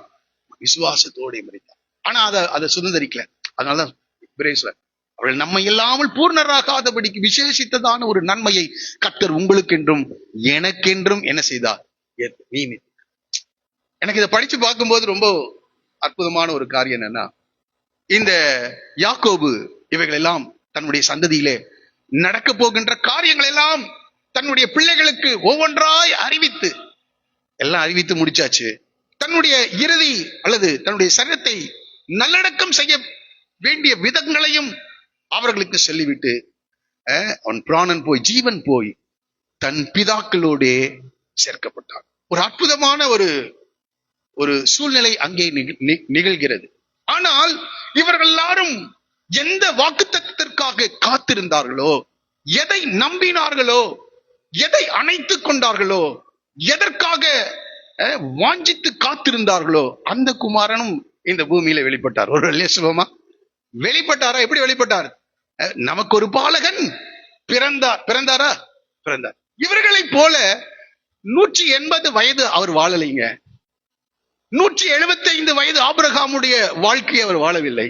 147 வயது யாக்கோபுடைய வாழ்க்கையை அவர் வாழவில்லை. ஆனால் இவர்களுக்கு வாக்குத்தத்தம் கொடுக்கப்பட்டிருந்தது அவரை பற்றி. அவர் ரொம்ப நாள் வாழல, வெறும் 33 வருஷம் தான் என்ன செஞ்சாரு? வாழ்ந்தார். ஆனால் இவர்களை காட்டிலும் அவர் மகா பரிசுத்தராயிருந்தார், பாவம் செய்யாதவராயிருந்தார். அவர் தேவ குமாரனாக, மனிதனாக தோன்றின ஒரு தேவனாக அவர் என்ன செய்தார்? அவர் காணப்பட்டார். அந்த வார்த்தை மாம்சமாக்கி என்று சொல்லப்பட்டது. தேவன் மாம்சமானார் என்று சொல்லப்பட்டது. இந்த வாக்குத்தத்தத்திற்காக தான் அவர்கள் நீண்ட காலங்களாக காத்திருந்தார். ஆனால் அவர் இங்கே பிறந்தார். இதை யோசிக்கும் போது பிறந்தாரு. அவர் வாழ்ந்த பரிசுத்தமாக வாழ்ந்தார். 3.5 ஆண்டுகளிலே அந்த தேசம் முழுவதும் பல முறை அவர் அவர் அவர் கடந்து சென்று நன்மை செய்கிறவராக சுற்றி திரிந்து திரளான ஜனங்களை குணமாக்குகிறவராக, பிசாசின் பிடியில் அகப்பட்டிருக்கிற ஜனங்களை விடுதலை செய்கிறவராக, தேவராஜ்யத்தின் சுவிசேஷத்தை அறிவிக்கிறவராக ஒரு 3.5 ஆண்டுகளுக்குள்ளாக இந்த வாக்குத்தத்தம் படிப்படியாக என்ன செய்கிறது? அவரை குறித்து சொல்லப்பட்ட எல்லா வேத வசனங்களும் அவருடைய வாழ்க்கையிலே நிறைவேறினது. எவ்வளவு அற்புதமான இந்த வாக்குத்தத்தத்தை குறித்துதான் அவர்கள் தூரத்திலே பார்த்தார்கள், அணைத்துக் கொண்டார்கள். இப்போ அவர்களைப் போல 180, 147 175 வயது வாழலைங்க. இப்ப மறைக்க வேண்டிய ஒரு நேரம் அங்கே வருகிறது, வெறும் 33 வயதிலே. எனக்கு இது படிக்கும்போது இங்கதான் நான் ரொம்ப தொடப்பட்டேன். என்னன்னா, யாக்கோபு 12 பிள்ளைகளுக்கு நின்று கொண்டிருக்க பிராணன் போய் தன் ஜனத்தாரோட சேர்க்கப்பட்டான். இதே ஆண்டவருக்கும் வாக்குத்தத்தம் பண்ணப்பட்ட இந்த ஆண்டவருக்கும் திரளான ஜனங்கள் இருந்தாங்க கூட. அப்புறம் 70 சீஷர்கள் இருந்தாங்க. நெருங்கி பழகின 11 பேர் இருந்தாங்க. ஆனா இவர் மரிக்கும் போது எல்லாரும் அவரை விட்டு ஓடி போனார்கள். எல்லாரும் அவரை விட்டு ஓடி போனார். கூட ஒருத்தரும் இல்லைங்க. இயேசு மரிக்கும் போது உமக்காக ஜீவனை கொடுக்கிறேன் என்று சொன்னார்கள். காவலிலும் சாவிலும் உம்மை நான் பின்பற்றுவேன் என்று சொன்னார்கள். யாக்கோபு செய்தது, ஆபிரகாம் செய்தது, ஈசாக்கை செய்ததை காட்டிலும் ஜனங்களுக்கும் சமுதாயத்திற்கும் நன்மை செய்தவராயிருந்தார். ஜனங்களுடைய பாவங்களை தாமே ஏற்றுக்கொண்டார். அவருடைய துக்கங்களை அவர் சுமந்தார். சமாதானத்தை உண்டு பண்ணும் ஆக்கினையை அவர் ஏற்றுக்கொண்டார் கல்வாரி சிலுவையில. ஆனால் யாக்கோபுடைய மரணத்திலே எகிப்து தேசம் முழுவதும் கடந்து வந்தது. கானான் தேசத்தில் இருக்கிற ஜனங்கள் ஒத்துழைப்பு கொடுத்தார்கள். 12 பிள்ளைகள் சூழ நிற்க அரசாங்க அதிகாரிகள் எல்லாரும் அந்த மரணத்துக்கு உதவியாக, அடக்கத்திற்கு உதவியாக காணப்பட்டார். ஆனால் இவர்களுக்கு சொல்லப்பட்ட வாக்குத்தத்தத்தின் தேவனாகிய இயேசுவின் மரணத்தை கொஞ்சம் அதை யோசிச்சு பாருங்க. திருவிருந்தாராதனைக்கு நேராக போக போகிறோம். ஒருத்தருமே இல்லைங்க, ஒருத்தருமே இல்லை. அதே 12 பிள்ளைகள், அங்கே அவருக்கு 12 சீஷர்கள். இங்கே ராஜாக்கள் அவருக்கு மரியாதை செலுத்துகிறார். ஆனால் ராஜாக்கள் அவருடைய மரணத்துக்கு காரணமாயிருக்கிறார்கள். பூமியின் அதிபதிகள் அவருடைய மரணத்துக்கு காரணமாயிருக்கிறார்கள். என்னை கேட்கிறாரு ஞானங்களே, கடைசியில இயேசு சிலுவையிலே சொன்ன ஒரு வார்த்தையை மாத்திரம் நான் வாசித்து நிறுத்த விரும்புகிறேன். மத்தேயு 27:46 வசனத்தை வாசிக்கலாமா? 49ஆம் மணி நேரத்திலே இயேசு ஏலி ஏலி லாமா சபக்தானி என்று மிகுந்த சத்தமிட்டார். அதற்கு என் தேவனே என் தேவனே ஏன் என்னை மனிதர்கள் கைவிட்டார்கள். பரவாயில்ல, அவிடத்தில் நன்மை பெற்றவர்கள் கைவிட்டாங்க, பரவாயில்ல. 70 சீஷர்கள் கைவிட்டாங்க, பரவாயில்ல. 12 சீஷர்களும் கைவிட்டாங்க. இப்ப யாரை கைவிட்டுட்டா? இவர் எல்லாரும் அந்த வாக்குத்தத்தத்தை தூரத்திலே கண்டு அணைத்துக் கொண்டு நம்பி அந்த வாக்குத்தத்தம் நிறைவேறுதலுக்காக காத்திருந்தார்கள். அவர்களை யாரை கைவிட்டாராம்? தேவன். ஏன் தேவன் கைவிட்டார்? நம்ம எல்லாருடைய அக்கிரமத்தையும் தேவன் அவர் மேல் சுமரப்பட. இப்பொழுது இயேசு மகா பரிசுத்தராயிருந்த அந்த இயேசு பாவமானார். என்னவா மாறிட்டாரு? பாவமா. இப்பொழுது நான் சொல்ல விரும்புகிற ஒரு காரியம் என்னவென்றால், சோதோம் குமாராவின் ஜனங்கள் மகா பாவிகளா இருந்தார். எப்படி இருந்தாங்களா? மகா பாவிகளா இருந்தார். அவர்கள் மேல் தேவனுடைய நியாய தீர்ப்பு வந்தது. அவர்கள் மேல் அந்த பாவம் பூர்ணமாக்கப்படும் போது நியாய தீர்ப்பு அங்கே வருகிறது. அதே போல ஆபிரகாம் கிட்ட சொல்றாரு, இந்த தேசத்துல நீ பார்க்கிற, உனக்கு கொடுக்கிற இந்த தேசத்துல இந்த ஜனங்கள் எமோரியருடைய அக்கிரமம் இன்னும் என்ன செய்யல? நிறைவாகவில்லை. அக்கிரமம் நிறைவாகும் போது என்னுடைய நியாய தீர்ப்பு அங்க என்ன செய்யும்? வரும். என்னுடைய நியாய தீர்ப்பு வரும். அப்படியே தேசங்கள் மேல் கொஞ்சம் யோசிச்சு பாருங்க. ஒவ்வொருவருடைய அக்கிரமமும் நிறைவாகும் போது அங்கே நியாய தீர்ப்பு, தேவனுடைய நியாய தீர்ப்பு கடந்து வந்தது. அதே போல உலகத்தாருடைய பாவங்கள் அவர் மேல் சுமத்தப்படும் போது தேவனுடைய நியாய தீர்ப்பு அவர் மேல் வந்தது. தேவன் அவரை கைவிட்டார். என் தேவனே என் தேவனே ஏன் என்னை கைவிட்டு? என்ன கேட்கிறார்? நம்ம எல்லாருடைய அக்கிரமம், இங்க இருக்கிற ஒவ்வொருவருடைய, இந்த வார்த்தை கேட்டுக்கொண்டிருக்கிற ஒவ்வொருவருடைய அக்கிரமமும் அவர் மேல் சுமத்தப்பட்டது. நம் அறிந்து அறியாமல் துணிகரமாக செய்த ஒவ்வொரு தவறுகளும் அவர் மேல் சுமத்தப்பட்டது. தேவனுடைய நியாய தீர்ப்பு அவர் மேல் வந்தது. தேவன் அவரை கைவிட்டார். தன்னுடைய ஜீவனை ஒப்புக் கொடுத்தார். யாக்கோபுடைய மரணத்துக்கும் வாக்குத்தத்தம் பண்ணப்பட்ட இயேசு கிறிஸ்துவின் மரணத்துக்கும் பெருத்த வித்தியாசம். எல்லாராலும் கைவிடப்பட்டார். அவருடைய சரீரத்துக்கு சுகந்த தூபம் விட்டார். எல்லாம் நம்ம படிச்சோம். ஆனால் இவர் வாரடிப்பட்டவராய் முட்கிரீடத்தை வைத்து அவருடைய தலையில அடித்தார்களாம். 1 Corinthians 40 அடிகள் வாரினால் அவர் அடிக்கப்பட்டார். ஏறக்குறைய நிர்வாண கோலத்திலே சிலுவையை தொங்குகிறார். யாக்கோபு நிச்சயமா நினைக்கிறேன் உயர்ந்த வஸ்திரங்களை உடுத்தி ரொம்ப ராஜரீக ஒரு மரணத்தை அவர் எதிர்கொள்கிறார். ஆனால் இயேசு ஏறக்குரிய நிர்வாண கோலத்திலே உச்சந்தலையில் உள்ளங்கால் வரைக்கும் அடிக்கப்பட்டவராக, நொறுக்கப்பட்டவராக அவர் சிலுவையிலே தொங்குகிறார். எதற்காக தெரியுமா? அவரை நம்மையும் அவரோடு கூட இணைக்கும்படியாக. இப்ப நம்ம செய்ய வேண்டிய ஒரே காரணம், இயேசுவே நீர் என்னுடைய இரட்சகராக ஏற்றுக்கொள்ளுகிறேன். ஆமா, அவருடைய நாமத்தின் மேல் விசுவாசம் உள்ளவர்களாய் அவரை ஏற்றுக்கொண்டவர்கள் எத்தனை பேர்கள், அத்தனை பேர்களும் தேவனுடைய பிள்ளைகள் ஆகும்படி அவர்களுக்கு என்ன செய்தாராம்? அதிகாரத்தை. என்னை கேட்கிறாரு, நாம் இன்றைக்கு செய்ய வேண்டிய ஒரே காரணம், அந்த பரலோக ராஜ்யத்திலே கிறிஸ்துவோடு கூட நாம் இருக்க வேண்டும் என்றால், தேவனோடு கூட நம்முடைய நித்தியமான வாழ்க்கையை நாம் செலவழிக்க வேண்டும் என்றால், நமக்கு முன்பாக ஓடிட பூர்ணராக்கப்பட்ட பரிசுத்தவான்களோடு கூட நாம் வாழ வேண்டும் என்றால் இந்த இயேசுவை நோக்கி பார்க்க வேண்டும். சிலுவையில் அறையப்பட்ட அவரையே நாம் என்ன செய்யணும்? மற்றவருடைய மரணங்கள் நமக்கு நம்முடைய முடிவுகளை குறித்து எச்சரிக்கின்றது, முடிவுகளை குறித்து நமக்கு அறிவிக்கின்றது. ஆனால் இயேசு கிறிஸ்துவின் மரணம் ஒரு நித்திய ஜீவனின் துவக்கத்தை குறித்து நமக்கு என்ன செய்கிறது? அறிவிக்கிறது. ஒரே சொல்லுவோமா?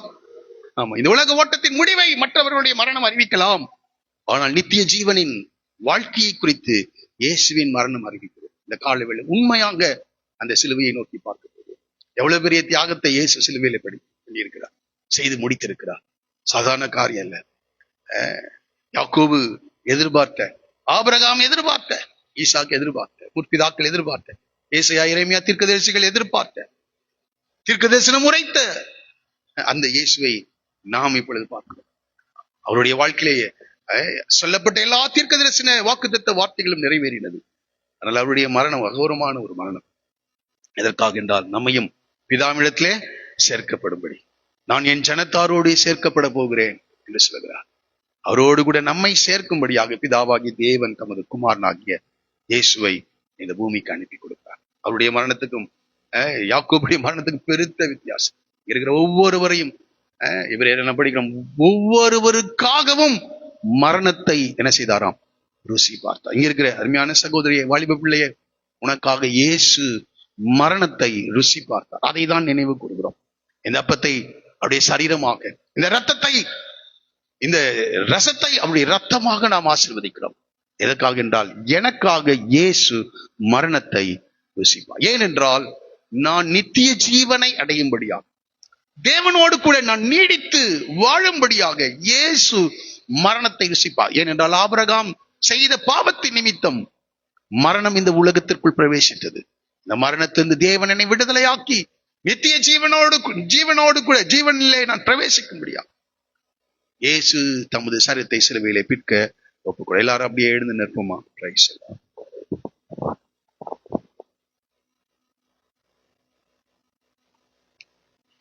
இன்றைக்கு நாம் சிந்திக்க போகிற காரியம்,